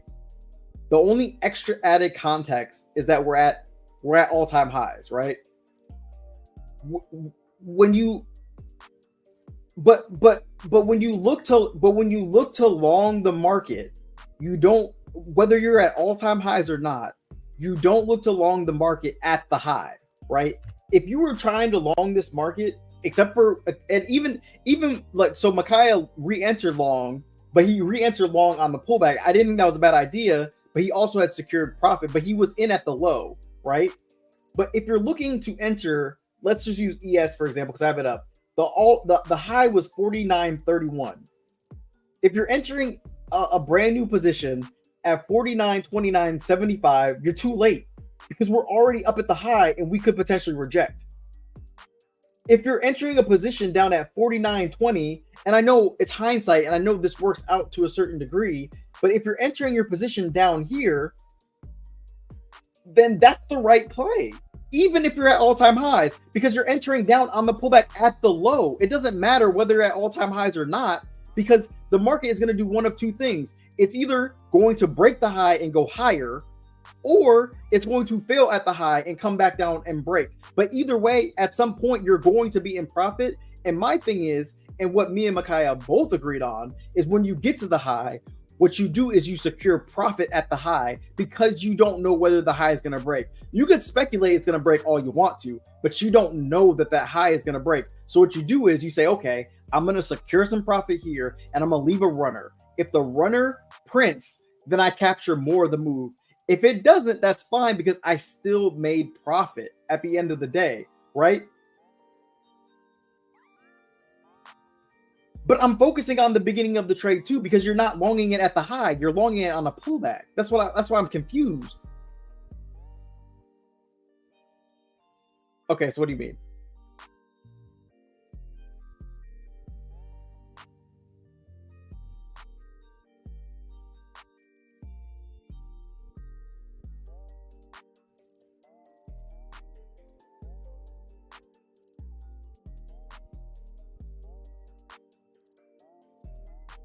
Mm-hmm.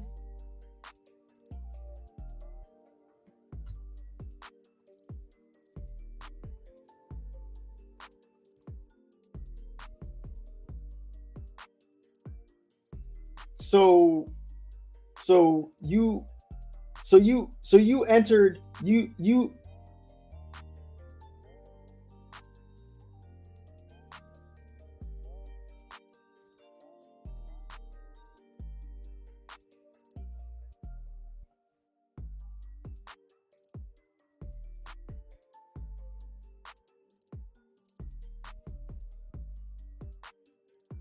you're getting, oh, are you talking about, you're talking about on ES? Yeah. Yeah, it came down to 20.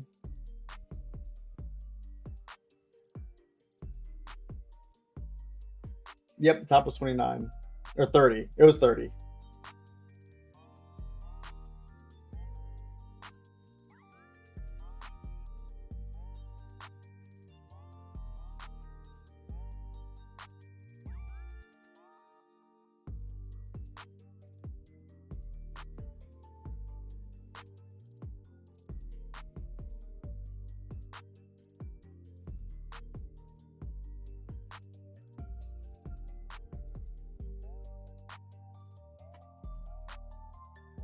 Yeah, see, I'm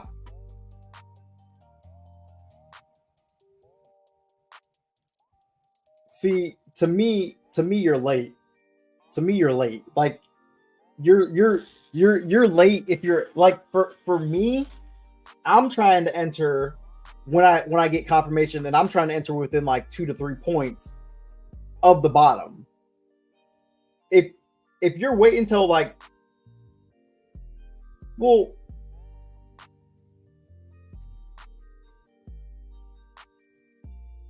yeah, but at that point you're up 7 points. If you're getting at 23, you're up 7 points and you're risking 3 points. It's a 2-1. But even if you're on NQ and like you got in on NQ at the same, if you got in at NQ at the same thing, right? And I know you risk a lot less, but let's say you were risking 17 points, which is the low, and you got in at 05. You come up. I mean, that's a 3-1 trade. That's a 3-1 trade. That's almost a 4-1 trade at the high. That's 60 points. Risking 17 points to make 60.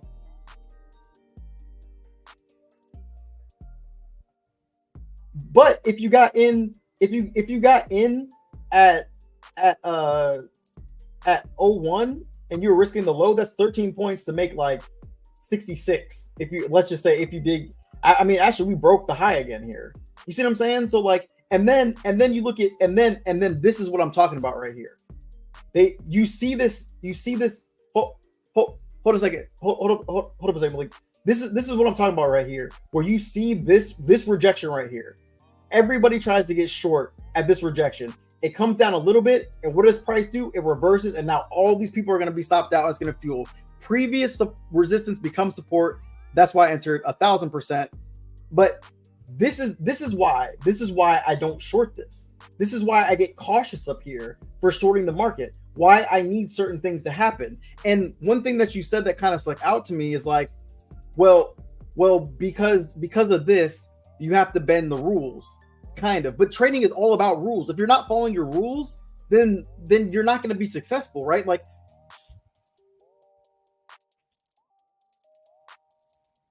well, yeah, and you're right. And I think you have to shift to a different set of rules when you're trading at all-time highs. And one of those rules is don't be a first seller, because all these people who tried to short NQ at the top right here because they saw these two rejection candles that looked great for shorts, they would have got down here. They would have been up, 30 points, which actually isn't really bad. Like you could have taken this out right here for 30 points and been fine. But if you're looking for the big move back to the low, you don't get that move. And I've been here way too many times trying to fight the trend that I'm not looking to do that anymore.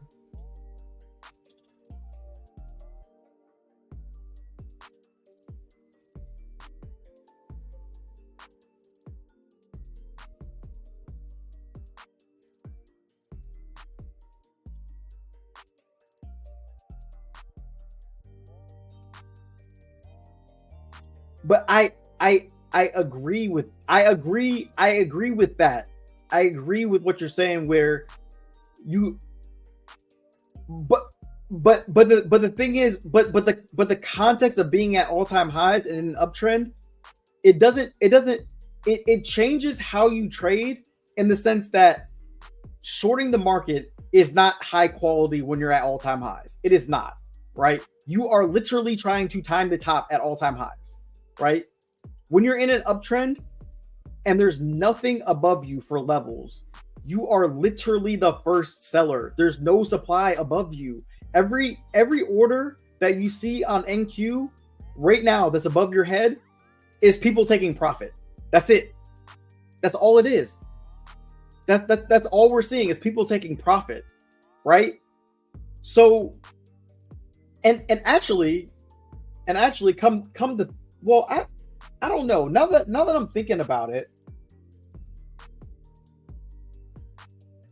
no, I'm gonna have to do some research, because come to think about it, with the contract change and people rolling over their contracts, I wonder where their orders are sitting at right now. I'm gonna have to do some research on that.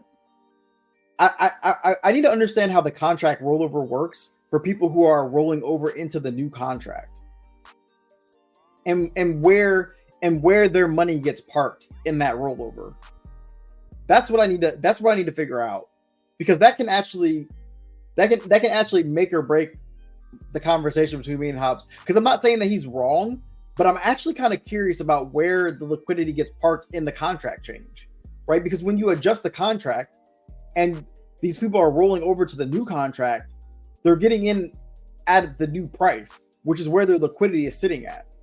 So I need to do some research into that, because that is actually that would actually either validate or invalidate what I'm saying, which I'm cool if I'm wrong. I mean, honestly, that would make it better if I was wrong, because then I'll have levels to actually play off of, and I'll say Hobbs was right completely. I'm curious about that. I'm gonna do research, but Micaiah says, give me 17,800. Did you hold through that pullback, Micaiah? And then I want to touch on Chicago. Sean said, patience is more of a skill than anything else, and it is. It's 1,000% a skill, one that needs to be developed by traders, I believe. But yeah, I need to figure that out. I'm actually really curious to know. Yeah, I can hear you.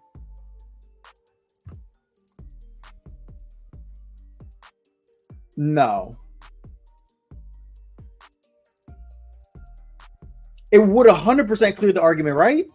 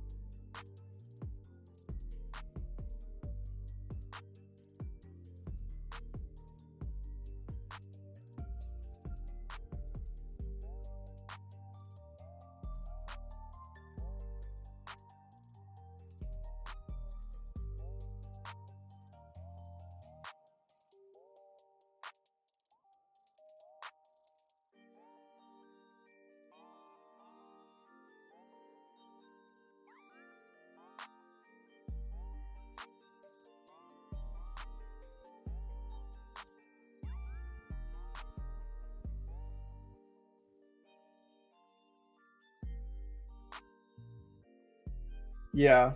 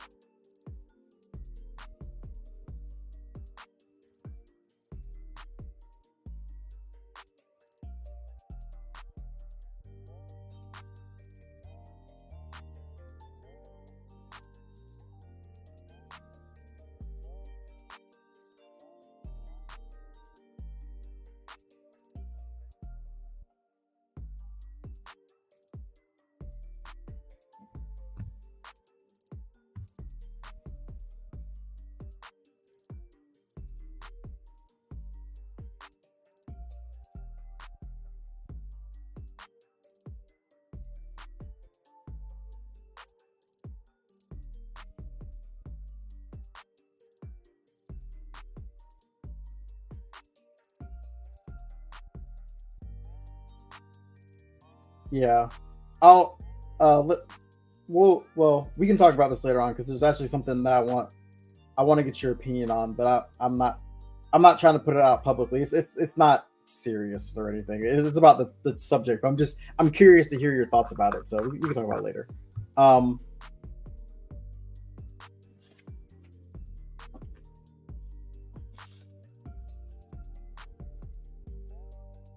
Yeah. Good job, Micaiah. Good job re-entering and trailing it. Let's go. And then Nvidia will not stop. No, it will not. No, it will not, Richard.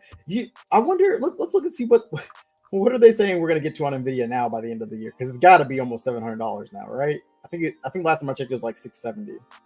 Where's it at? Oh no, still at 674.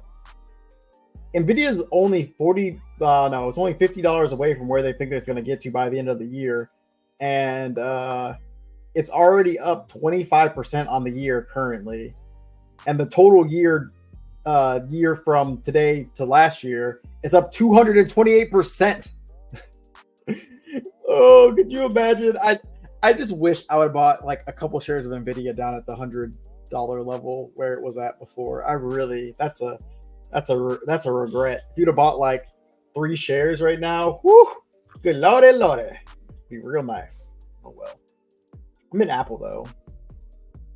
Microsoft too. You know, Microsoft burned me so hard trading options.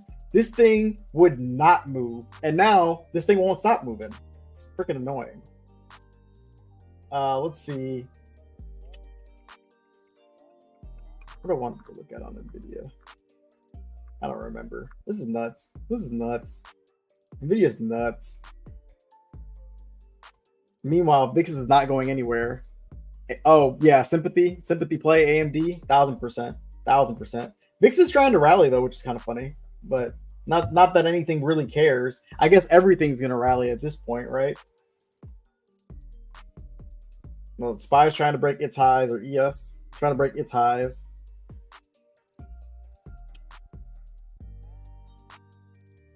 So that 5-minute demand zone was perfect.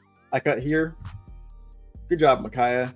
And you got, did you get, is that 250K funded today? Don't want to give back 900 on that mini? Hell no.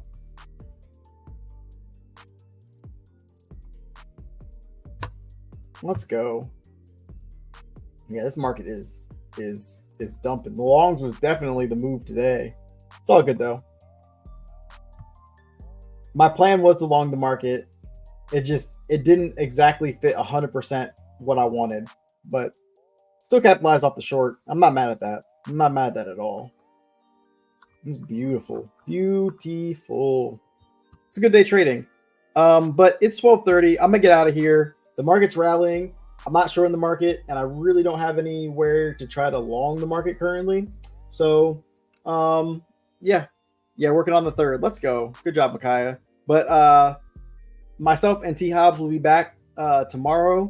I'm going to be posting a trade breakdown for the past 3 days of my trading on the YouTube channel. And I'm also going to post a video about trading at all-time highs, since, you know, NQ is at all-time highs. ES may not be at all-time highs, debatably, but NQ is there, and a lot of stocks are there. So I think it's something that people would probably be interested in. So I'm going to make that video as well and drop them both today and maybe tomorrow. But I kind of want to drop both today, but we'll see how that goes. So anyway, thanks so much for watching, guys. Make sure that you like and subscribe on your way out. And also, I put out a new video yesterday about the video I'm putting out today. So make sure you watch that video too, right?